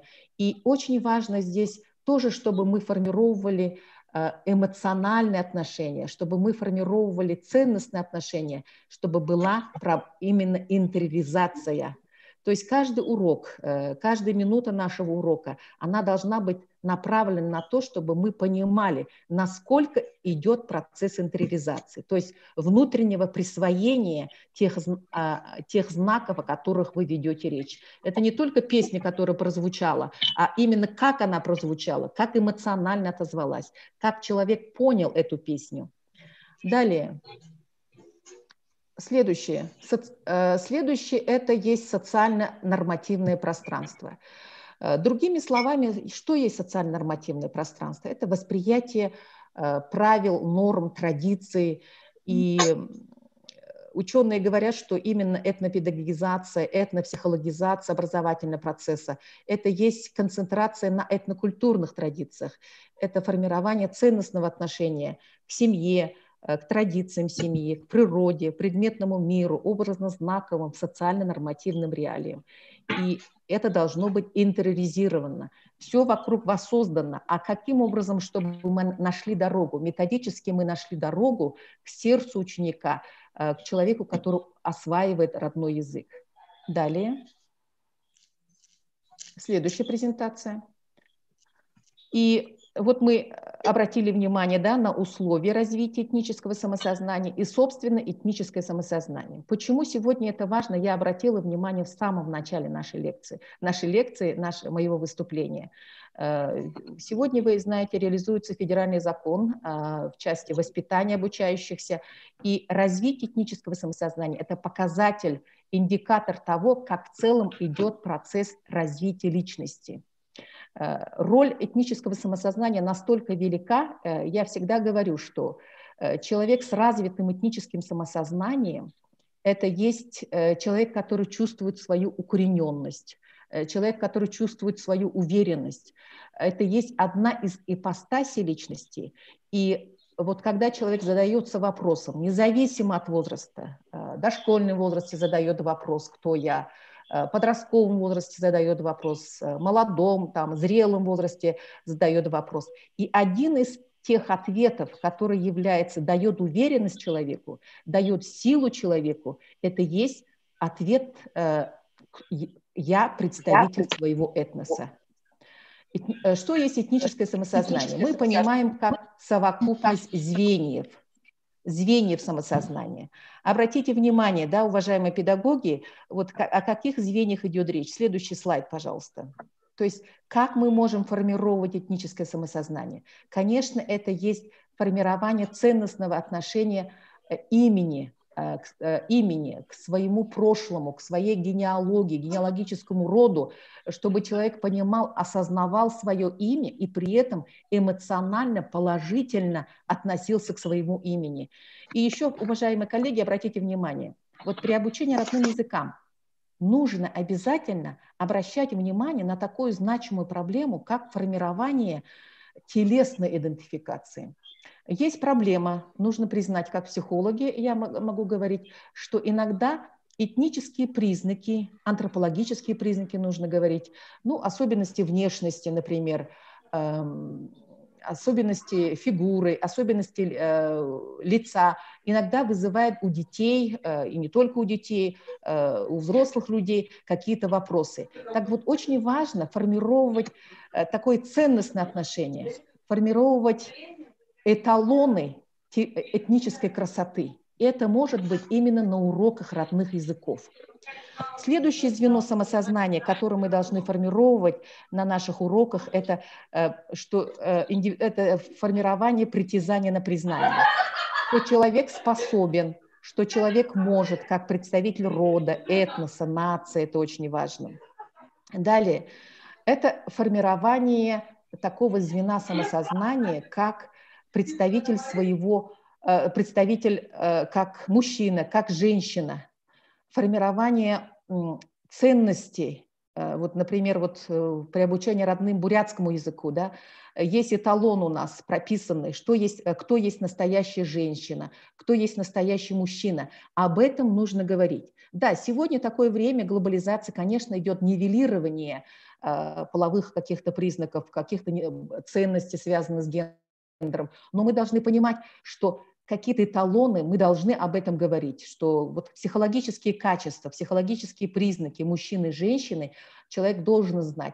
И психологический человек тот здоров, я хочу сказать, который чувствует себя адекватно, чувствует себя осознанно, именно вполне вот именно признает себя как представителя, четко осознает себя как представителя как мужчина или как женщина. Я говорю именно о психологически важных признаках. Далее, конечно, это психологическое время. Важно, чтобы у человека, у здорового, психологически здорового человека всегда есть отношение к своему прошлому, к своему настоящему, к своему будущему. И вот это континуум, это пространство мы с вами должны формировать, чтобы человек чувствовал себя представителем рода человечества, представителем своего этноса. И пятая позиция – это формирование тех нравственных ценностей. Это ценностного отношения к закону, к декларациям, к конституции, обычаям, традициям, этикету. Далее. Далее, следующий слайд, пожалуйста. Итак, завершая, да, значит, мой доклад, значит, уважаемые коллеги, при обучении родным языкам, значит, мы должны формировать личность. Это часть нашего воспитания, которое реализуется, воспитательная задача. И что значит мы формируем личность? Обратите внимание, мы формируем эмоциональный когнитивный аспект и личностный аспект. Что есть эмоциональный когнитивный аспект? Данный вопрос связан с мотивацией. То есть мы должны формировать положительные отношения к родным языкам, должны формировать ценностные отношения, связанные с родным языком, должны формировать эмоционально такие перспективные связи, ассоциации, связанные с родными языками.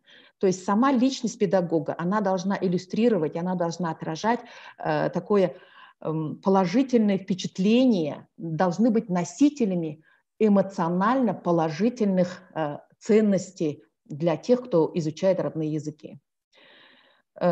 Личностный аспект – это прежде всего ориентировано опять же, на создание мотивации.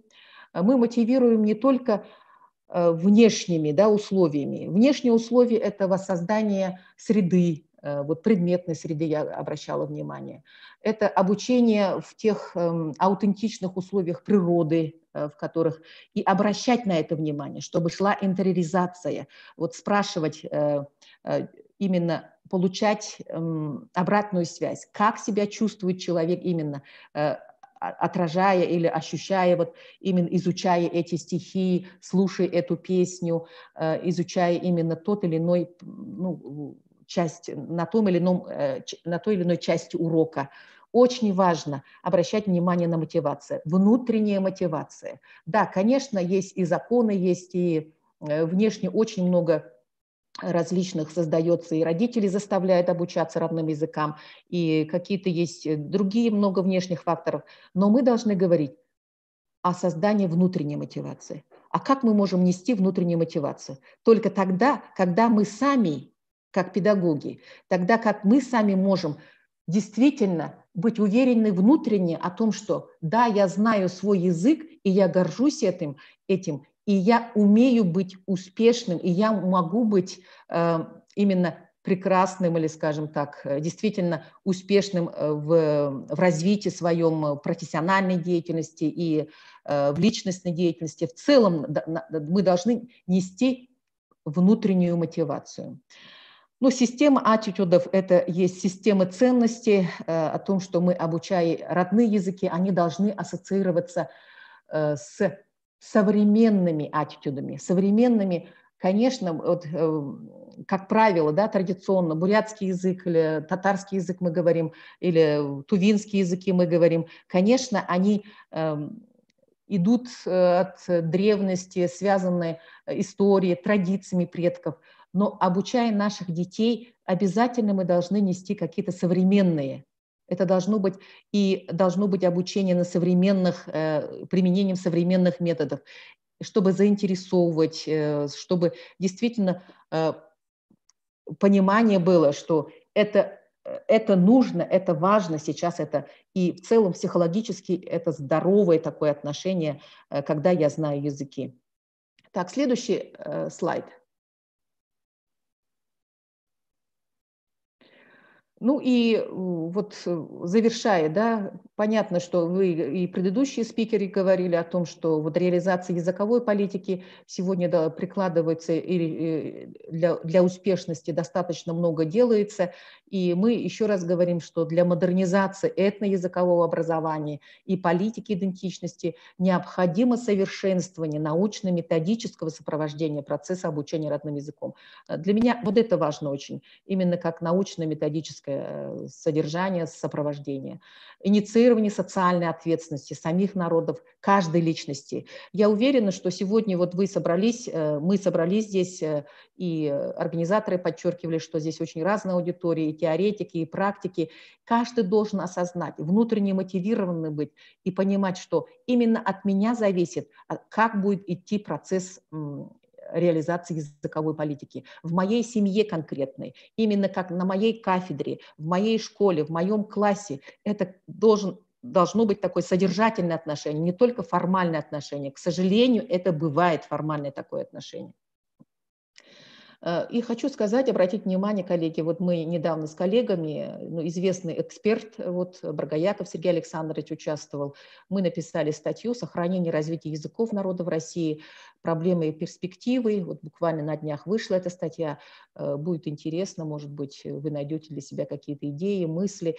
Данная статья написана на основе, значит, реализации, значит, государственного задания, федерального большого проекта по сохранению и развитию языков народов России. И есть определенные предложения, есть выделенные проблемы и намеченные перспективы. И еще один последний слайд, коллеги, ну, как бы обобщающий, я бы хотела сказать. Пожалуйста, слайд последний. Вот обучение языкам, родным языкам, оно должно быть сегодня по-современному. Каждый из нас должен понять и сделать перезагрузку, да, чтобы действительно решать те основные задачи, которые сегодня ставятся. Это и достижение личностных результатов на каждом возрастном этапе, а это без психологии невозможно. Знать психологию, знать возрастную психологию нужно для того, чтобы действительно достигать тех личностных результатов по АБГОС, о котором мы достаточно много знаем. Это и повышение переподготовка педагогических работников по вопросам научно-методического. А здесь имейте в виду, что именно речь идет, я бы хотела усилить ваше внимание, психологического. Именно сейчас видим эту проблему, что недостаток психологии, недостаточный учет психологии – это есть. Далее, внедрение интерактивных методов обучения родным языкам на основе цифровых образовательных ресурсов. Вот из своего опыта могу сказать, как эксперт, привлекалась я, как федеральный эксперт, привлекалась по проекту цифровизация образования, и была в нескольких субъектах, и видела, как используются цифровые образовательные ресурсы. И я считаю, что там тоже очень много вопросов возникает именно по методике обучения, по учету возрастных особенностей, именно по психологии обучения. Необходимо обратить внимание на психологические теории обучения, в целом, на общие теории обучения.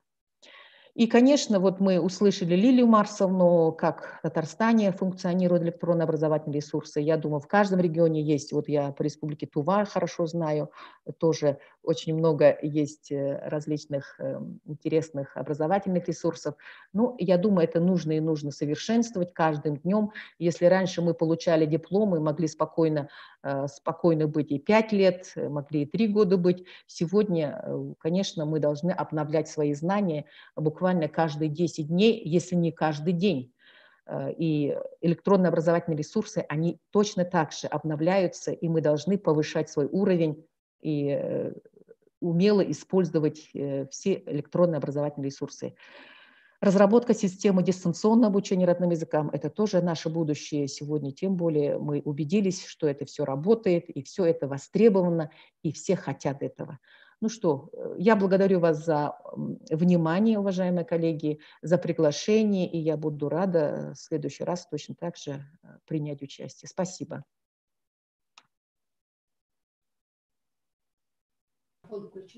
Спасибо большое, уважаемая Туяна Цыреновна, за хороший содержательный доклад. Это очень важно, действительно.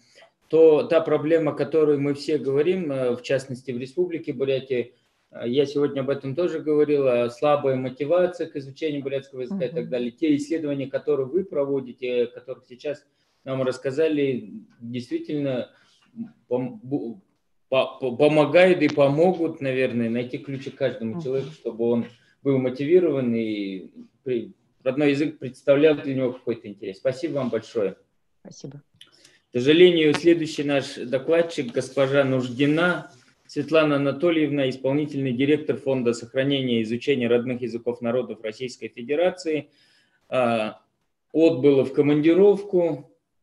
Но вообще со дня создания этого фонда в Республике Бурятия, в нашем регионе, мы очень внимательно следим за его деятельностью, за его объемами, его финансирования и так далее, в надежде на то, что этот фонд, созданный по поручению нашего президента России Владимира Владимировича Путина, это было его личное поручение, прямое поручение. Мы надеялись, что этот фонд заработает в полную силу, и мы, регионы, родные языки, народы России получат какую-то поддержку со стороны федерального фонда. К сожалению, этого не происходит.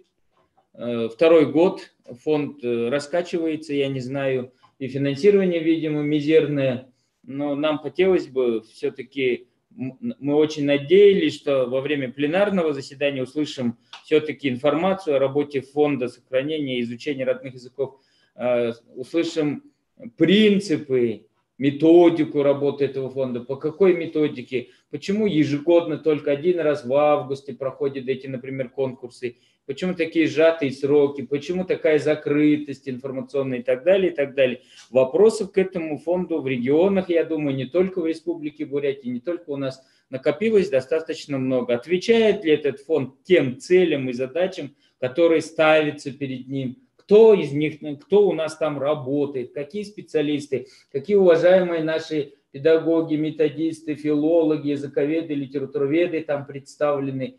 В общем-то, достаточно много вопросов. Поэтому мы госпожу Нуждину не дождались на пленарном совещании, но во время секционной работы, наверное, коллеги, которые будут принимать участие там, где она будет выступать, нам донесут остальным участникам остальных секций информацию о работе этого фонда. Но все-таки мы не теряем надежды на то, что получим адекватную информацию о работе и деятельности этого фонда, и о объемах и средствах, которые оно направляет, и по каким критериям, по каким принципам отбираются языки для поддержки.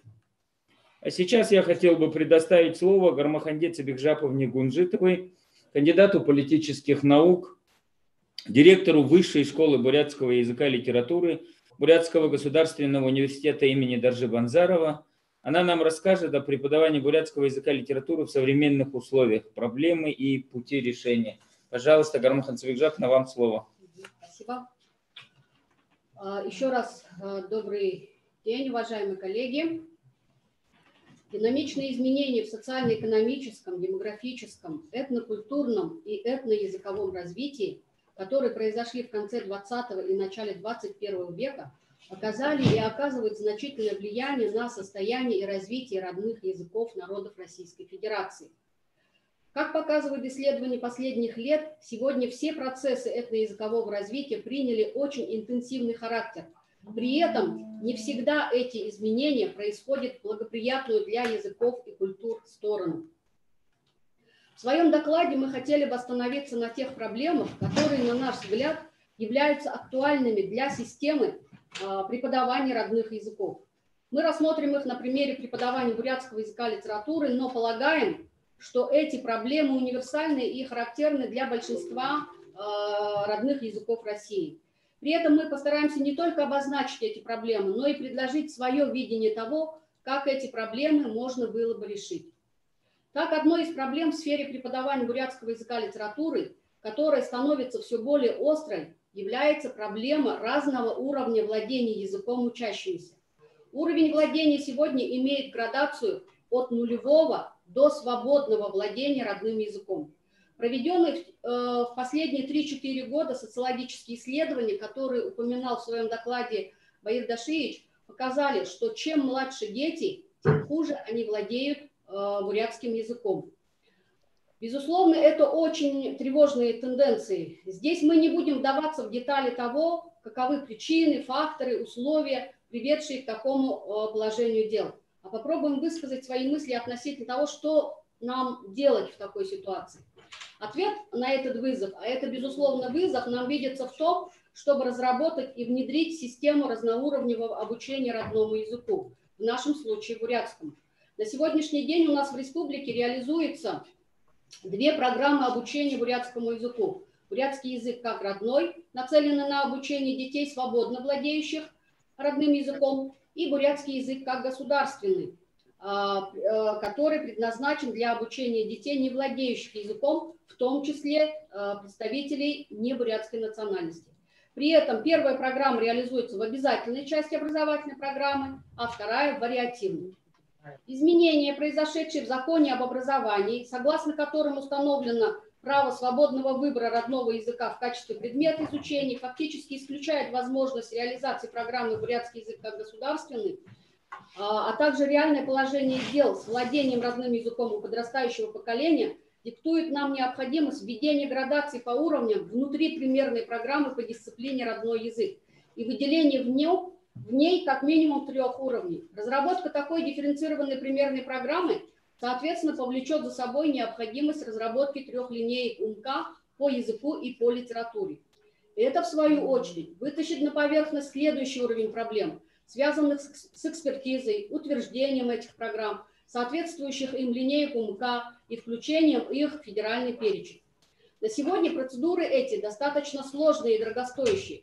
Подспорьем в этом вопросе могут стать четкие рекомендации по разработке таких примерных программ и концепций учебно-методических комплектов, а также пересмотр существующих регламентов прохождения процедур экспертизы и утверждения как в организационном, так и в финансовом плане. На наш взгляд, решение этих вопросов будет более эффективным при создании некоего координирующего центра, или таковыми могли бы стать уже существующие структуры, ну, например, тот же Институт развития родных языков Российской Федерации. Еще один проблемный вопрос, который обозначился в последнее время, связан с уже упомянутыми изменениями в законе об образовании, касающиеся языкового выбора. Речь, как вы поняли, идет о статье 14 Федерального закона об образовании. Мы хотели бы остановиться на 2 пунктах данной статьи, на пункте 4 и пункте 6. Как следует из пункта 4, закон предоставляет право на получение общего образования на родном языке, а также право на изучение родного языка. Если право на изучение родного языка сегодня более-менее реализуемо, я говорю вот о той ситуации, которая у нас в республике, то что касается права на получение образования на родном языке, сегодня это достаточно проблематично. Я не говорю за все регионы, но думаю, что у нас много общего и в этом вопросе. Здесь, опять же, вопрос упирается в необходимость иметь по всем предметам учебники, входящие в федеральный перечень. И, как мы все понимаем, процесс, опять же, достаточно трудо и финансово затратный. Но при этом законом не определено, кто должен отвечать за реализацию указанных положений закона.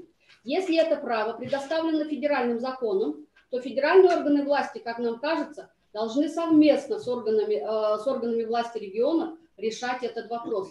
Мы же решаем вопросы учебно-методического обеспечения по другим предметам на федеральном уровне. Сегодня же по умолчанию это зона ответственности только регионов.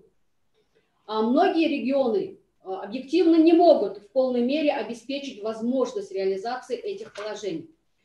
Знаете, вот читая это положение, пункт 4, вдруг вспомнилась шутка моего одногруппника по университету, который, проходя со мной мимо ларька с мороженым, скороговоркой спрашивал: «Мороженое хочешь? Почему не хочешь?» Не давая возможности успеть ответить «хочу». Ведь в этом случае ему пришлось бы угощать меня мороженым. Так и данный закон. Право вроде бы есть, а возможности реализовать фактически у многих нет. Вопросы вызывает и 6-й пункт нашего закона, согласно которому, как вы видите, свободный выбор языка образования, изучаемых родного языка из числа языков Российской Федерации и так далее осуществляется по заявлениям родителей или законных представителей несовершеннолетних обучающихся при приеме или переводе на обучение по образовательным программам, соответственно, дошкольного, начального, основного, общего образования.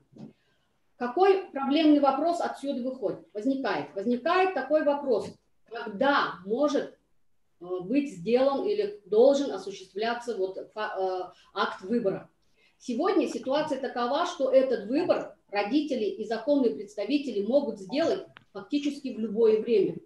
Однако мы должны понимать, что такое положение на практике может разрушить существующую систему обучения родным языкам. Так, представьте себе ситуацию, что в 1 классе родители выбрали, например, бурятский язык, а позже передумали и сделали выбор в пользу русского языка. Да? При этом не исключается, что на каком-то этапе они могут снова передумать. Напрашивается вопрос, возможно ли в таких условиях нормально преподавать родной язык. Нормально – это значит последовательно, планомерно, на основе преемственности между уровнями образования. Думается, что данное положение закона требует доработки с учетом тех проблемных моментов, которые уже имеют место быть на практике. По крайней мере, в нашем регионе точно.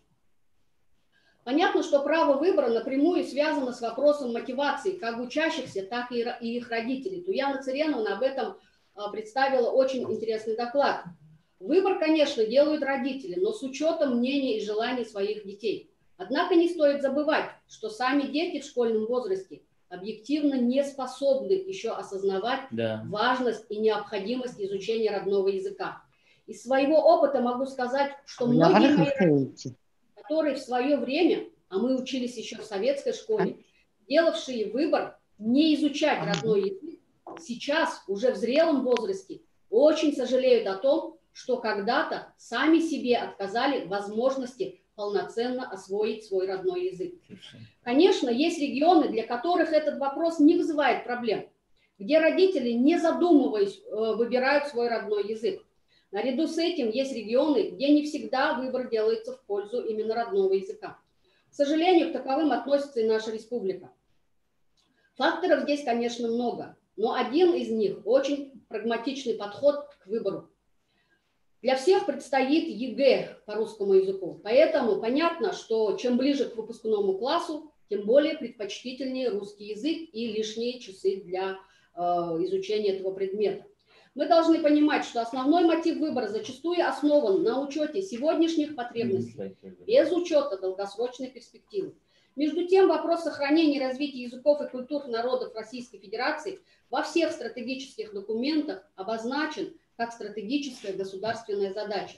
Почему же тогда только в отношении родных языков установлен принцип выборности? Получается, что в отношении всех других предметов есть четкая государственная политика, основанная на понимании значимости их изучения. А в отношении родных языков все отдано на откуп желаний и предпочтений родителей и самих учащихся.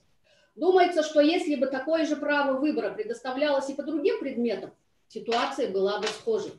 На наш взгляд, в отношении родных языков народов России в нормативных документах в сфере образования должна быть обозначена четкая государственная позиция. В первую очередь, если уж мы не отказываемся от принципа выборности, то тогда хотя бы нужно внести изменения в закон об образовании, в котором обозначить, что выбор языка обучения и родного языка как предмета изучения может быть сделан только в 1 классе. В свое время именно по такому принципу выучились я и мои одноклассники, о которых я говорила, в так называемом национальном классе. Благодаря этому я свободно владею родным языком, благодаря этому я имею возможность реализоваться в своей профессии. При этом я вполне допускаю, что и нас в свое время могла бы прельстить возможность отказаться от дополнительной нагрузки в виде часов родного языка и литературы, если бы таковая возможность была. Ведь, будучи детьми, мы тогда не понимали значимость этого вопроса. Отвлекаясь от лирических отступлений, хочу обозначить еще одну достаточно наболевшую проблему, которая касается подготовки кадров по бурятскому языку. Как вы знаете, в последние годы сохраняется устойчивая тенденция к снижению количества бюджетных мест, выделяемых на гуманитарные направления подготовки. Ну, каковым относятся и специалисты по родному языку, по родным языкам. Мы, как подразделение, готовящие специалистов по бурятскому языку, при распределении контрольных цифр приема, то есть федеральных бюджетных мест, претендуем на бюджетные места из укрупненной группы направлений языкознания и литературоведения, а также на места из укрупненной группы образования и педагогические науки. Для тех, кто в ВУЗе не работает, поясню, что бюджетные места приходят вот на укрупненную группу, а ВУЗ уже внутри распределяет их на конкретные направления. И вот при этом в первом случае, вот при распределении внутреннем, внутривузовском, наш профиль, родной язык и литература, конкурирует с профилями русской и зарубежной филологии. А во втором случае со всеми профилями подготовки учителей, то есть физиков, математиков, историков и так далее. А если иметь в виду, что мест на данной группе направлений выделяется в среднем от 20 до 50 максимум, то можете себе представить, каков накал страстей при внутривузовском распределении этих самых мест. Об этой проблеме мы неоднократно говорили на разных форумах, в том числе на семинаре совещания «Языки народов России в системе общего образования Российской Федерации», которое прошло 8 сентября 2020 года при правительстве Республики Бурятия с участием представителей из Москвы. В своем сегодняшнем выступлении об этом говорил и наш ректор. В частности, Николай Ильич говорил о том, что специалисты по родным языкам сегодня востребованы в самых разных сферах: педагогической, переводческой, научной, в средствах массовой информации. При этом подготовить таких специалистов фактически, давайте признаем это, могут только региональные вузы. Сегодня же основной поток бюджетных мест направляется в федеральные университеты. Но, однако, не во всех из них есть образовательные программы по родным языкам, а если и есть, то только по отдельным. Один из путей решения этой проблемы нам видится в разработке и реализации федерального государственного образовательного стандарта высшего образования по комплексному направлению подготовки родной язык и литература. Кстати, коллеги, наверное, помнят, была такая специальность 5-летней подготовкой родной язык и литература. Так вот, наше предложение заключается в том, чтобы сейчас разработать такой же ФГОС по аналогии с комплексным направлением востоковедения и африканистика. Напомним, что в рамках направления востоковедения и африканистика могут готовиться специалисты разного профиля: языки, литература, история, философия, социально-экономическое развитие стран Азии, Африки. По этой аналогии в рамках направления родной язык, литература мы могли бы предусмотреть подготовку кадров по разным профилям: и по педобразованию, по филологии, по переводоведению, по журналистике, по литературному творчеству. То есть это был бы такой стандарт, который предусматривал бы принцип 5-6 в одном фактически.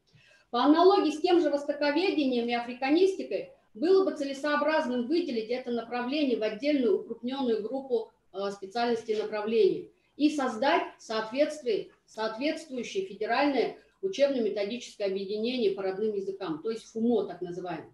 В этом случае система подготовки кадров по родным языкам станет более цельной, комплексной, прозрачной. Потому что на сегодняшний день тот же федеральный центр, выделяя места, допустим, на УГСН, допустим, педагогическое образование или же на языкознание, литературоведение, он не видит дальше, как происходит дальше распределение. И есть ли там выделенная квота для родных языков, для подготовки специалистов по родным языкам.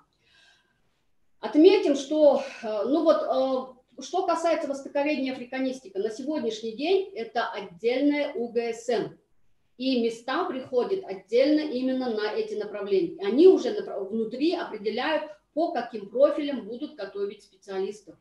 И создано в 2017 году, если я не ошибаюсь, свое федеральное учебно-методическое объединение. Отметим, что, освещая данный перечень проблемных вопросов, мы основывались на примере нашего региона, нашего университета и на примере бурятского языка и литературы. Возможно, эти вопросы не актуальны в каких-то регионах или в каких-то вузах. Думаю, что наши коллеги выскажутся на этот счет при обсуждении. Однако смею предположить, что проблемы у нас все-таки во многом схожие, и решать нам их лучше сообща. На сегодня каждый регион зачастую в одиночку, в меру своих сил, решает вопросы преподавания родных языков, подготовки кадров по родным языкам, без какого-либо объединения усилий с другими регионами. На наш взгляд, многие проблемы могли бы стать более, так сказать, решабельными, если объединить усилия. Кроме того, у нас есть регионы-лидеры, у которых наработан передовой опыт. Наглядно мы это могли видеть на примере Татарстана в выступлении Лилии Марсовны. И думается, что их опыт и их интересные решения и проекты могли бы дать толчок и другим регионам. Поэтому создание вот такого межрегионального координационного центра на базе этих регионов, например, в виде того же ФУМО по родным языкам, также могло бы стать локомотивом общего движения вперед. В завершении своего доклада еще раз хочу кратко напомнить о тех предложениях, которые мы выносим на обсуждение участников нашей конференции. Так вот, наше предложение звучит следующим образом. Координационный научно-методический центр по решению вопросов учебно-методического обеспечения преподавания родных языков народов Российской Федерации в системе общего образования. То есть речь идет об организационном и научно-методическом сопровождении разработки примерных программ УМК по родным языкам. На сегодняшний день такого центра нет. То есть каждый регион сам решает этот вопрос в меру своих возможностей. Также, если бы такой центр был создан, он бы мог разработать, да, как бы рекомендации по разработке примерных программ и концепции учебно-методических комплексов по родным языкам с учетом вот этого уровня владения языком обучающимся. Также мы предлагаем обратиться, в данном случае, наверное, Министерство просвещения Российской Федерации с предложением о необходимости регулирования на федеральном уровне вопросов по учебно-методическому обеспечению реализации права на получение образования на родном языке. То есть здесь речь идет об организации процесса перевода имеющихся или разработки новых учебников по всем предметам на родные языки народов Российской Федерации с учетом потребностей региона. Также есть вот предложение усовершенствовать все-таки процедуру экспертизы, утверждения и включения в федеральный перечень примерных программ и УМК по родным языкам. Что касается закона об образовании, я предлагаю обратиться в Государственную Думу Российской Федерации с предложением о необходимости внесения изменений в Федеральный закон об образовании в части, касающейся права выбора языка образования и родного языка как предмета изучения, с уточнением времени реализации этого права. Оно должно быть одном моментом, да, то есть в начале обучения определили, и весь период обучения должен идти без отклонений. Другое дело, если это связано с переездом в другой регион и так далее, да, это понятно. Также следующее, обратиться в Министерство науки уже и высшего образования Российской Федерации с предложением выделить отдельную укрупненную группу направлений родной язык и литература, включив в перечень профилей подготовки все востребованные направления в этом по родным языкам. Это педагогические, переводческие, научно-исследовательские, журналистика и прочее.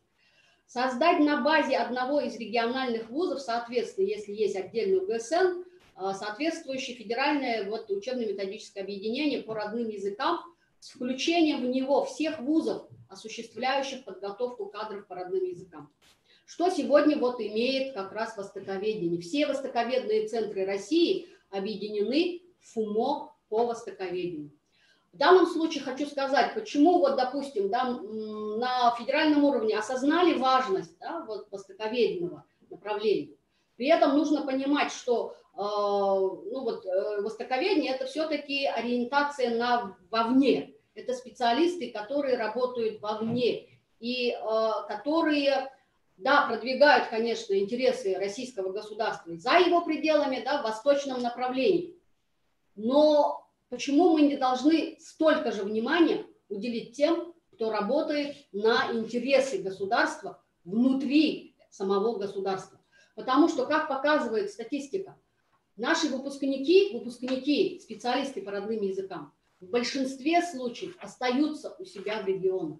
И здесь хочу сказать, вот был вопрос также, была информация также в докладе у Туяны Цыреновны относительно вот этой идентичности. Да, я считаю, что вот именно с родного языка начинается именно родной язык, осознание своей этнической принадлежности, этнической идентичности является ядром вот в структуре идентичности человека.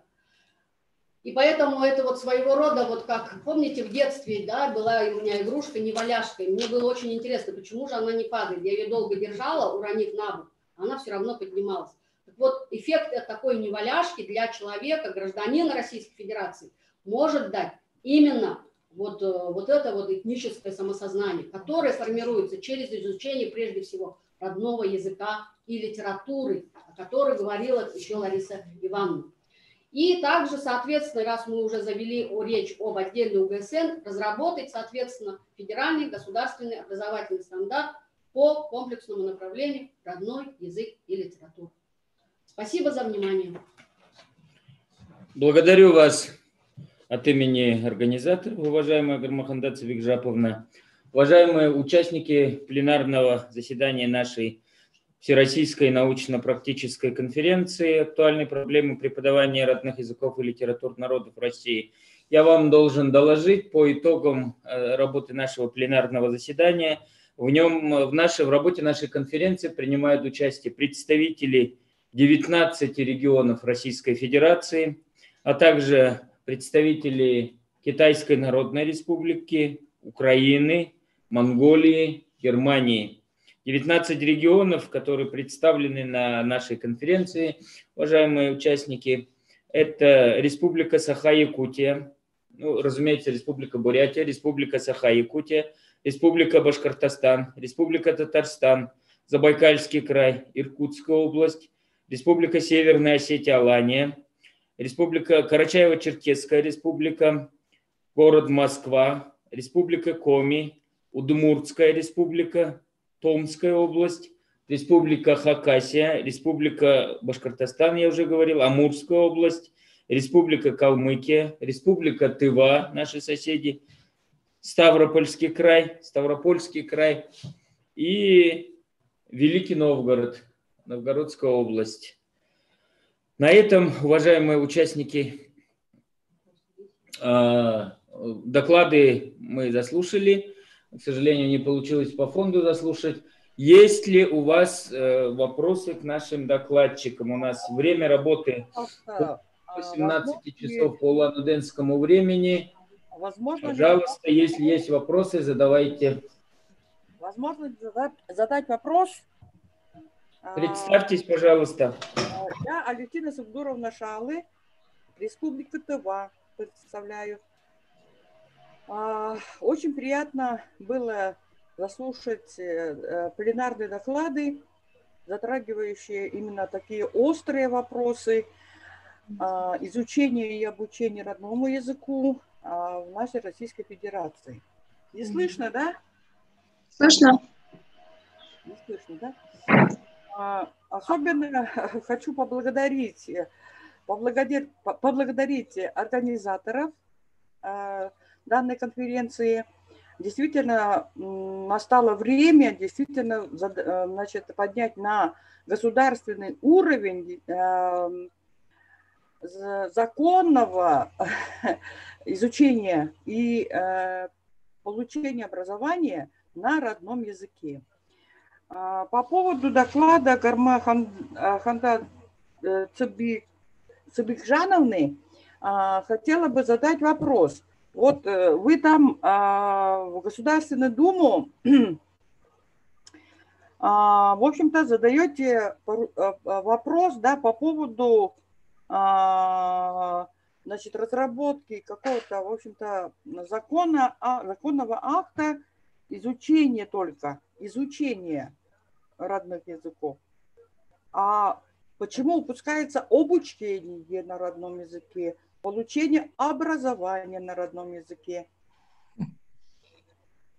Вот такой вопрос задают. В этом докладе мы затронули так-то вопрос и изучения родного языка как предмета, и языка обучения. Вот в частности, мной было отмечено, что на сегодняшний день реализация права на обучение на родном языке, ну, например, на примере нашей республики, это фактически нереализуемо. Потому что это означает, что мы должны учебники иметь на бурятском языке по всем предметам, а их нет. И они должны входить в федеральный перечень. А если учесть, что это огромная работа, финансовая, трудозатратная, как я говорила, да, то в этом случае вот я ссылалась на то, что требуется помощь федерального центра в лице Министерства просвещения. Я вас очень хорошо понимаю, да, коллега. Почему я об этом задаю вопрос, да? Потому что это касается не только частного какого-то региона, да, мы же говорим о всей Российской Федерации. Поэтому мы должны добиться того, если мы задаем вопрос Государственной Думе, да, чтобы они включили вот какой-то закон, то есть разработали такой пункт в законе об образовании о том, чтобы вот родные языки могли стать не только предметом изучения, но и языком обучения, хотя бы в начальном уровне образования. Начальное общее образование. Вот об этом идет речь. И хотелось бы, чтобы вы дополнили свои предложения в Государственную Думу. Хорошо, понятно, принимаем. Хорошо, спасибо, Алевтина Егоровна, за ваше пожелание. Вот эти предложения, которые я озвучила, я предлагаю как бы на обсуждение всем участникам конференции. И в конце конференции у нас еще предстоит второй день работы, секции. Возможно, там будут какие-то острые моменты, вопросы, которые будут задавать пожелания, которые будут высказываться. Я предлагаю не просто обсудить вопросы и разойтись, а оформить резолюцию.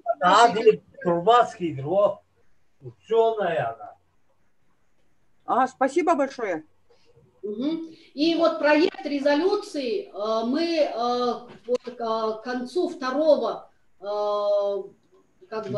дня должны обсудить и принять за основу с учетом тех предложений, в том числе ваших, Алевтина Субдюровна. Можно вопрос, коллеги? Пожалуйста, мы вас не видим. Оксана Николаевна Пустогачева, Институт языкознания. Вот сейчас продолжение того, что по языку обучения и как предмет изучения, конечно, это очень долгий вопрос. Например, я представитель Республики Алтай, но я знаю, что у нас никогда этого не будет, потому что это очень трудный вопрос. И хорошо, что иногда даже идут, что как алтайский язык дают, как язык, как предмет изучения, а языки коренных малочисленных, они не изучаются. У меня другой вопрос. Вот как вы готовите вот авторов учебников, да, составителей учебников? У вас какие-то курсы проводят? Это первое. Вернее, как бы это специальные такие курсы, да? А нельзя ли потом вот как бы сделать в решении в резолюции, что вот сопредельных регионов авторов учебников, составителей, делать курсы повышения там специальные, которые обучать, потому что каждый автор, они своим собственным соку они варятся, хотя иногда на федеральном уровне очень хорошие есть технологии. Вы абсолютно согласны с вами. Абсолютно согласны с вами. Вот если, допустим, можно где-то, допустим, на базе вашего университета или на базе Якутского университета, вот где проработаны Татарстан, конечно, это Татарстан, это отдельная республика, потому что, как сказать, и самая у них языковая ситуация по сравнению с другими народами. Нас мало, например, да, и не сможем сравниться, где 7 миллионов и где, допустим, 500 или 300, у нас их 65. И на федеральном уровне, вот мы тогда еще предлагали это лет, наверное, 20 тому назад, потому что наши оригинальные авторы оказываются сами по себе и не всегда могут прорваться, так же, как и учителя на курсах повышений. Когда на федеральном уровне, допустим, на базе Академии повышения квалификации преподавателей, почему там на базе, там не делать? Деньги же закладываются на образование. Но иногда бывает, зачастую эти уходят в другую сторону. Вот если в резолюцию, может быть, тоже вот включить, помимо, что учителей на повышение квалификации и авторов. Хорошо. Хорошо, согласны. Записали. Спасибо большое за предложение. Пожалуйста, коллеги, еще у кого есть вопросы, предложения? Ну, я хотел бы спросить, я просто не знаю, как, может быть, поднимать руку. Представьтесь, пожалуйста. Меня зовут Артем Федоренчик, вот я как раз из Украины, да, и в Киеве, ну, по крайней мере, сейчас в Киеве нахожусь. Вот вы говорили про бурятский язык, про то, что, значит, не выбирают его как родной язык и так далее, но я не совсем, может быть, я пропустил, и ОГЭ по бурятскому можно сдавать ли, и можно ли сдавать на бурятском, потому что это тоже могло бы повлиять на выбор родителей. ОГЭ, ЕГЭ.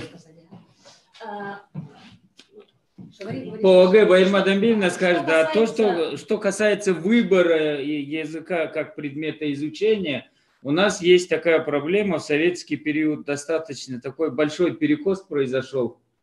Практически там наш бурятский язык был, ну, в общем-то, под запретом, и выросло целое поколение родителей, которые сейчас вот отдают детей в школы. Не владея сами родным языком, им очень сложно отдавать детей в школу, где им преподавали бы родной язык. Это первая составляющая. Вторая составляющая все-таки это большая нагрузка на детей. Да? Вот 5 часов, если изучать бурятский язык как родной, 5 часов в неделю. Понятно, что родителям хочется и 5-дневную рабочую неделю, учебную неделю, им не хочется в субботу отправлять детей в школу и так далее. Вот такие чисто психологические моменты у нас существуют. Ну, давайте я отвечу на ваш вопрос, уважаемый Артем. Что касается выбора ОГЭ и ЕГЭ, этот вопрос у нас, так же, как и во всех остальных субъектах Российской Федерации, обучающиеся сами имеют право выбора, какой ОГЭ или ЕГЭ они будут сдавать. То есть это один из выборных учебных предметов. При этом я могу сказать, что ежегодно, вот до нынешнего года, в этом году у нас ОГЭ и ЕГЭ действительно не сдавали, хотя пакет документов, я знаю, был подготовлен, контрольно-измерительных материалов, но в связи вот со сложившейся ситуацией, вы знаете, что ОГЭ было отменено. Ежегодно у нас выбирает обучающийся ОГЭ бурятский язык как государственный и бурятский язык как родной. То есть это как предмет изучения. И кроме того, выбирает ЕГЭ по бурятской литературе. Это тоже традиционный экзамен, который, ну, можно сказать, раньше он был внутренним в школах, который идет со времен еще до советской эпохи. Ну, что нужно сказать, что я не могу сказать, что процент выбора обучающимися этих экзаменов что очень высок, но он достаточно стабилен. В тех районах, где компактно проживает бурятское население, естественно, этот экзамен выбирается. А вот что касается выбора ОГЭ или ЕГЭ на каком-либо, на бурятском языке в нашем случае, да, то, к сожалению, вот такой практики у нас нет. По другим предметам, потому что другие предметы все преподаются на государственном языке Российской Федерации. Бурятский язык и литература обучаются как предметы. Ну и я еще добавлю, что весь пакет контрольно-измерительных материалов разрабатывается у нас Республиканским центром оценки информации и качества образования РЦО-ИОКО, который работает наряду с Министерством образования и науки Республики Бурятия в его составе. Конечно, он работает с федеральными органами, которые занимаются вопросами реализации ОГЭ и ЕГЭ. Поэтому этот механизм у нас отлажен, конечно. Другое дело, как много учащихся выбирает. Пожалуйста, еще вопросы? Есть вопросы. Можно задать вопрос? Да. Представьтесь, пожалуйста. Санжанов Жамьян. Монгол Улсас Хильчет, но... Здравствуйте. Можно вопрос задать? По методике преподавания. Вот в бурятских школах методические пособия, учебники, они пишутся как с позиции методики родного языка или как сейчас уже с методики, с точки зрения, с подхода методики как иностранный язык? Нет, вы немножко не путайте, пожалуйста. Мы сегодня в докладах, в информации в нашей четко прозвучало, что бурятский язык, особенно в докладе Баймы Дамбиевны и Гармуханды Цибикжаповны, бурятский язык изучается по 2 программам. Как государственный его изучают по отдельным учебно-методическим комплектам дети, которые выбирают его в школах. Вот мы говорим о контингенте в 68 тысяч детей, которые изучают как государственный. Там другие учебно-методические комплекты. А 8400 детей, которые изучают его как родной, 5 часов в неделю, бурят хылым, бурят литературу, все отдельно, конечно, как родной. И там немножко упрощенный вариант 2 часа в неделю, там учебно-методические комплекты, конечно, упрощенные. То есть речь ведется о 2 разных программах. А вот интересно, вот какая программа, вот если 2 разные программы, а какая программа вот как-то, больше, какой больше результат дает? Здесь сложно сказать, все зависит от того, какой объем. То есть сейчас, видите, вопрос решения того, в каком объеме будет даваться, да, дисциплина и так далее. Если это не обязательная часть, а бурятский как государственный это не обязательная часть образовательной программы, то здесь варьирование может быть от 1 часа в неделю. Но сами понимаете, 1 час в неделю это при условии, что дети не владеют языком, это, можно сказать, ничего. Да? То есть, но условия таковы. То есть больше часов изыскать образовательная организация не может. Зачастую не может или не хочет, не знаю.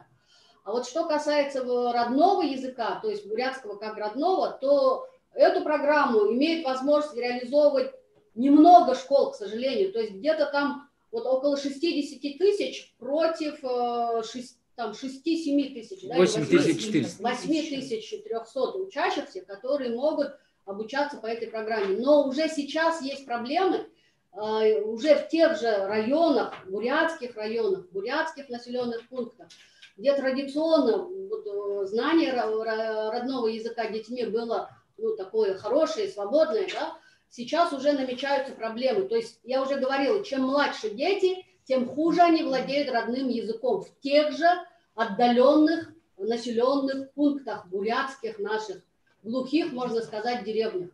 И это все, факторов много, я не буду их перечислять, вы сами понимаете, да. И поэтому в этих условиях нам нужно, наверное, еще внедрение 3-й линейки учебников, такого облегченного варианта.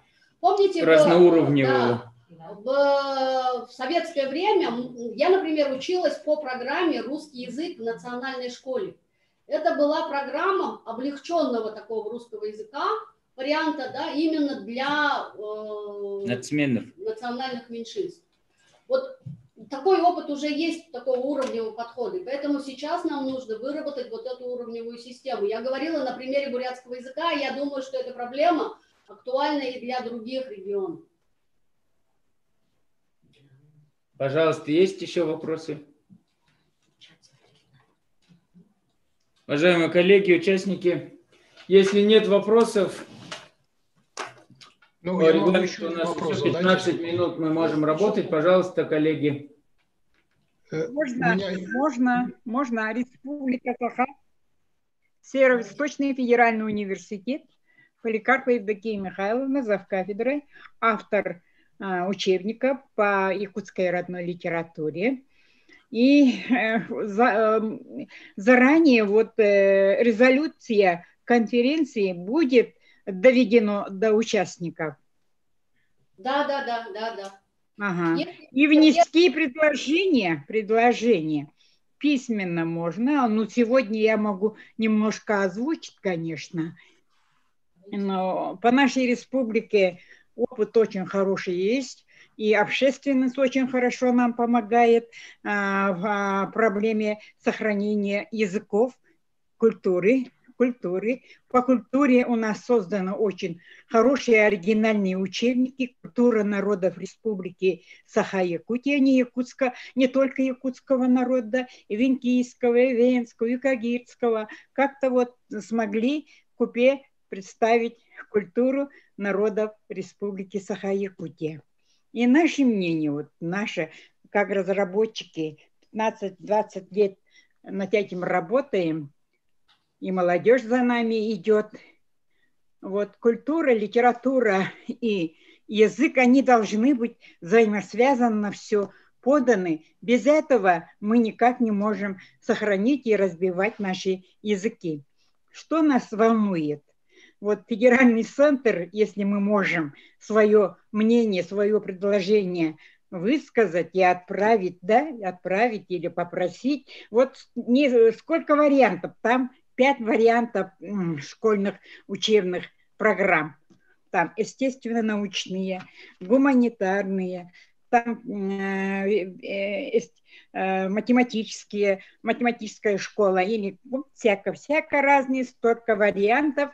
Тех вариантов только в 5-м варианте предусматривается изучение, обучение родному языку, литературе и культуре, национальной культуре предусматривается, а в других вариантах нету. На этот раз мы должны ставить национальные республики, регионы России должны ставить, что во всех вариантах школьного обучения должны присутствовать, вот, должны быть предусмотрены, должны быть введены обучение родному языку, там родному языку как государственному, якутскому языку, допустим, да, как государственному, родному языку как родному. Вот эту проблему, если мы не поставим и не сумеем какое-то, ну, хотя бы маленькое такое движок какой-то сделать в эту сторону, когда вот все варианты откидывают наши родные языки, тогда очень трудно будет, говорит коллеги, о сохранении и развитии наших языков и культуры. Совершенно правильно, абсолютно с вами согласна. Об этом согласны, не согласны, но об этом я хотела бы внести предложение, и чтобы... Ну, не знаю, в ваших республиках, может быть, в других вариантах каким-то образом вот изучение, обучение родному языку, литературе и культуре как-то стараются внести или как-то обходят эти законы, а у нас вот это самая серьезная проблема нашей республики. У нас то же самое, к сожалению, Евдокия Михайловна. Этот вопрос, мне кажется, надо ставить, потому что, живя, работая, учась, и вот растут наши дети, да, и не знают родного языка, и культуры не знакомятся, потому что они математики, потому что они естественники, не предусмотрено, откидывают наши учебники. Так дело не должно быть. Этот вопрос, эту проблему надо, мне кажется, ставить, уважаемые коллеги. Но это я немножко заволновалась, это наша боль и камень преткновения. А так республика по родной литературе, по культуре, по родному языку уже полностью обеспечена, комплекты есть, варианты даже есть, но по родному языку, по якутскому языку, именно по учебникам очень много нареканий. Сегодня вот и Республика Татарстан, и Республика Бурятия, в общем, эти проблемы затронули, потому что жесткая, глубокая грамматизация, конечно, детей пугает. В смысле того, что сельском теоретическом плане теория и современные эти теоретические термины, конечно, путают детей. И очень много нареканий насчет учебников по якутскому языку. У нас есть такая большая проблема. Спасибо. Да, спасибо вам большое. Уважаемые коллеги, участники нашего пленарного заседания, есть ли у вас еще вопросы? Артем? Да, хотел бы еще, если можно, вопрос. А вы где работаете, простите, Артем? Кто вы по специальности?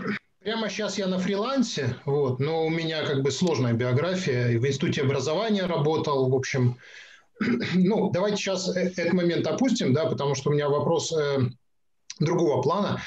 Значит, вот вы говорили о том поколении родителей, которые не знают бурятского языка, да, и вот что делать с их детьми. Дело в том, что эта ситуация не уникальна для Бурятии. И вот Тамерлан Таймуразович Камболов в Северной Осетии, он придумал такую систему, когда в детских садах один воспитатель говорит с детьми по-русски, а другой по-осетински. И в таком случае дети в школе, в принципе, свободно овладевают двумя языками. Есть ли подобная практика в Бурятии, и что вообще происходит в детских садах? С 2018 года такая практика у нас есть. Создано 145, вот на начало нынешнего учебного года, 145 экспериментальных групп с погружением в 109 садах Республики Бурятия, а их у нас порядка 360, ну, у нас расселение, структура населения неоднородная, вы понимаете, да? Это группы экспериментальные с погружением в языковую среду бурятского языка. С утра до вечера дети и с воспитателем, с нянечками разговаривают на бурятском языке. Вот такой опыт у нас есть, и Байырма Дамбиевна еще дополнит. Я могу дополнить с той стороны, что то, что говорит Байыр Дашевич, с полным погружением в бурятскую языковую среду, конечно, это есть. Это один детский сад в городе Улан-Удэ, и, конечно, это возможно в сельских районах, где преимущественно проживает бурятское население. Но, тем не менее, среди этих свыше 100 детских садов у нас есть детские сады в городе Улан-Удэ, которые, начиная с 2015 года, уже реализуют билингвальную образовательную среду для дошкольников. И вы обратили внимание, что мы даже среди направлений нашей конференции отдельно выделили развитие родной речи дошкольников в условиях билингвальной образовательной среды. Но то, что реализуется в Республике Бурятия, это на самом деле не только билингвальная, но есть еще и трилингвальная образовательная среда, когда детей дошкольников одновременно погружают в бурятскую, русскую и английскую речевую среды. И этот опыт тоже очень положительный. И есть много детских садов, где вариативная часть образовательной программы, она как раз предусматривает полилингвальную образовательную среду. А вот последние годы мы, конечно, акцентируем внимание на билингвальную образовательную среду в моноэтнических бурятских селах. И поэтому для нас эта проблема сейчас очень актуальна. И сейчас нынешнему поколению методистов, учителей, родителей необходимо ее решить в ближайшие год-два, иначе поезд уйдет, что называется. Поэтому это наша, да, проблема большая у нас сейчас для методистов, но она решается. Поэтому мы эти подходы знаем. И методы языкового гнезда, методы языкового погружения, различные программы, которые были в Сингапуре, которые используются в Татарстане, которые есть в Карелии. То есть мы все это изучаем, и все, что возможно из этих практик, мы стараемся сейчас внедрить в наши детские сады. И на самом деле, конечно, ждем очень многого вот от тех регионов, которые участвуют в нашей конференции. Еще интересные идеи, еще интересные подходы услышать мы были бы только рады.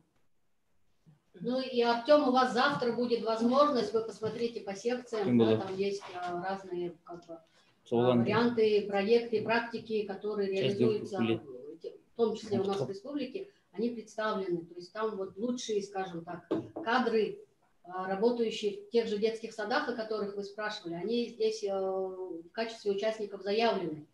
Но еще больше мы хотели бы вообще услышать другие регионы. Вообще хотела бы сказать, что изначально мы планировали разделить нашу конференцию по уровням образования, то есть дошкольное образование, начальное, чтобы там были представлены все регионы на каждом уровне, и они могли между собой обменяться. Но, к сожалению, у нас не получилось вот такого формата, у нас преимущественно получились теоретики, а вот практические вот аспекты они от других регионов представлены в меньшей степени. Поэтому мы решили сделать такой микс в каждой секции, чтобы все могли посмотреть хотя бы по одному примеру. Но если даже вы участвуете только в одной секции завтра, у вас будет возможность другие секции посмотреть на YouTube после конференции, в записи. Потому что все, что у нас сейчас транслируется, оно сейчас идет в прямом эфире, а позже уже можно будет посмотреть видеоконференции по секциям и пленарку тоже. Да, я как раз хотел спросить, потому что сам я в 3-й секции, а поскольку пленарка расписана по времени, а секции по времени не расписаны, то будет не очень удобно прыгать туда-сюда, можно пропустить что-то. А если будет на YouTube, это, конечно, очень удобно. Можете зайти посмотреть. Спасибо. Остается, коллеги, еще 3 минуты по регламенту. Пожалуйста. Времечко есть для одного вопроса? Как вы считаете, целесообразно ли перейти к методике преподавания бурятского языка как иностранного, а не как родного, поскольку большинство детей не владеет бурятским языком?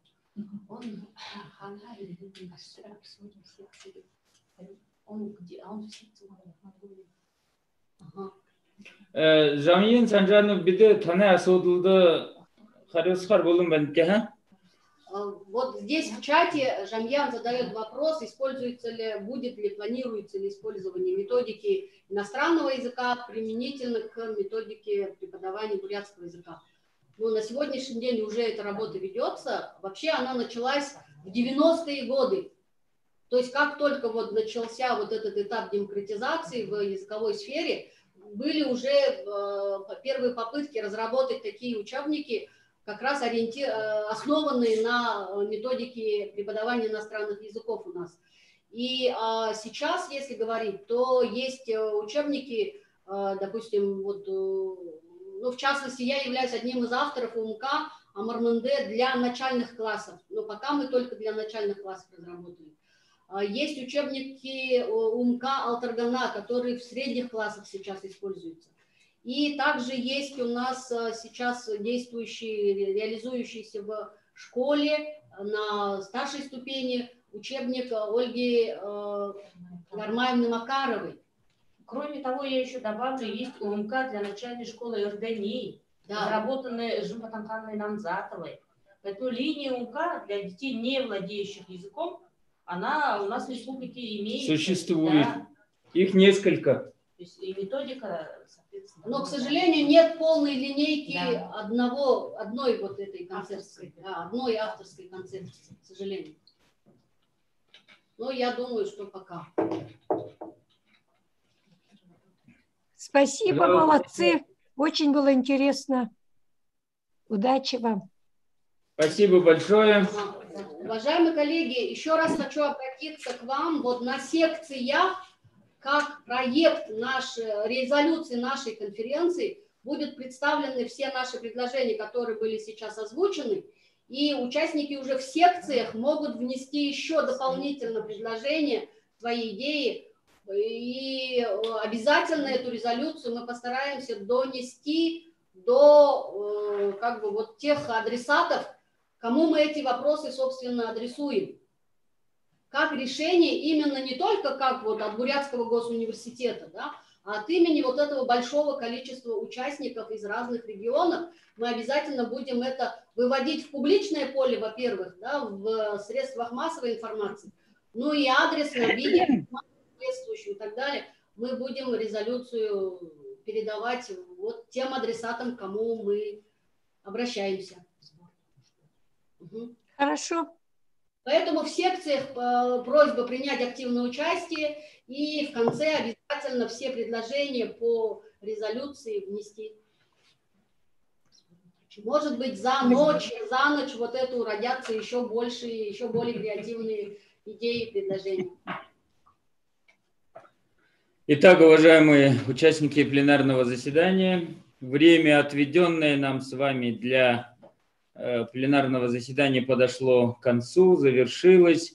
Мы благодарим всех участников пленарного заседания нашей конференции всероссийской за то, что отозвались на наше приглашение, за то, что провели с нами сегодня очень содержательный, хороший разговор на пленарном заседании. От всей души, от имени организаторов, от имени Министерства образования и науки Республики Бурятия, от нашего министра еще раз передаю вам всем большой привет и благодарность личную Баиру Батыровича Жалсанова, всем участникам. Работа секционных наших заседаний будет продолжена завтра. Всем желаем удачи, крепкого здоровья, берегите себя, соблюдайте меры социального дистанцирования. И приходите к нам завтра на наши площадки. Спасибо. Спасибо. До свидания. Да. До свидания. Спасибо, до свидания. До свидания. Хенда, Байрла. Байрла. Да, Байрла. Спасибо большое. До свидания. Байрте. Байрте. Байрте. До свидания. Байрте.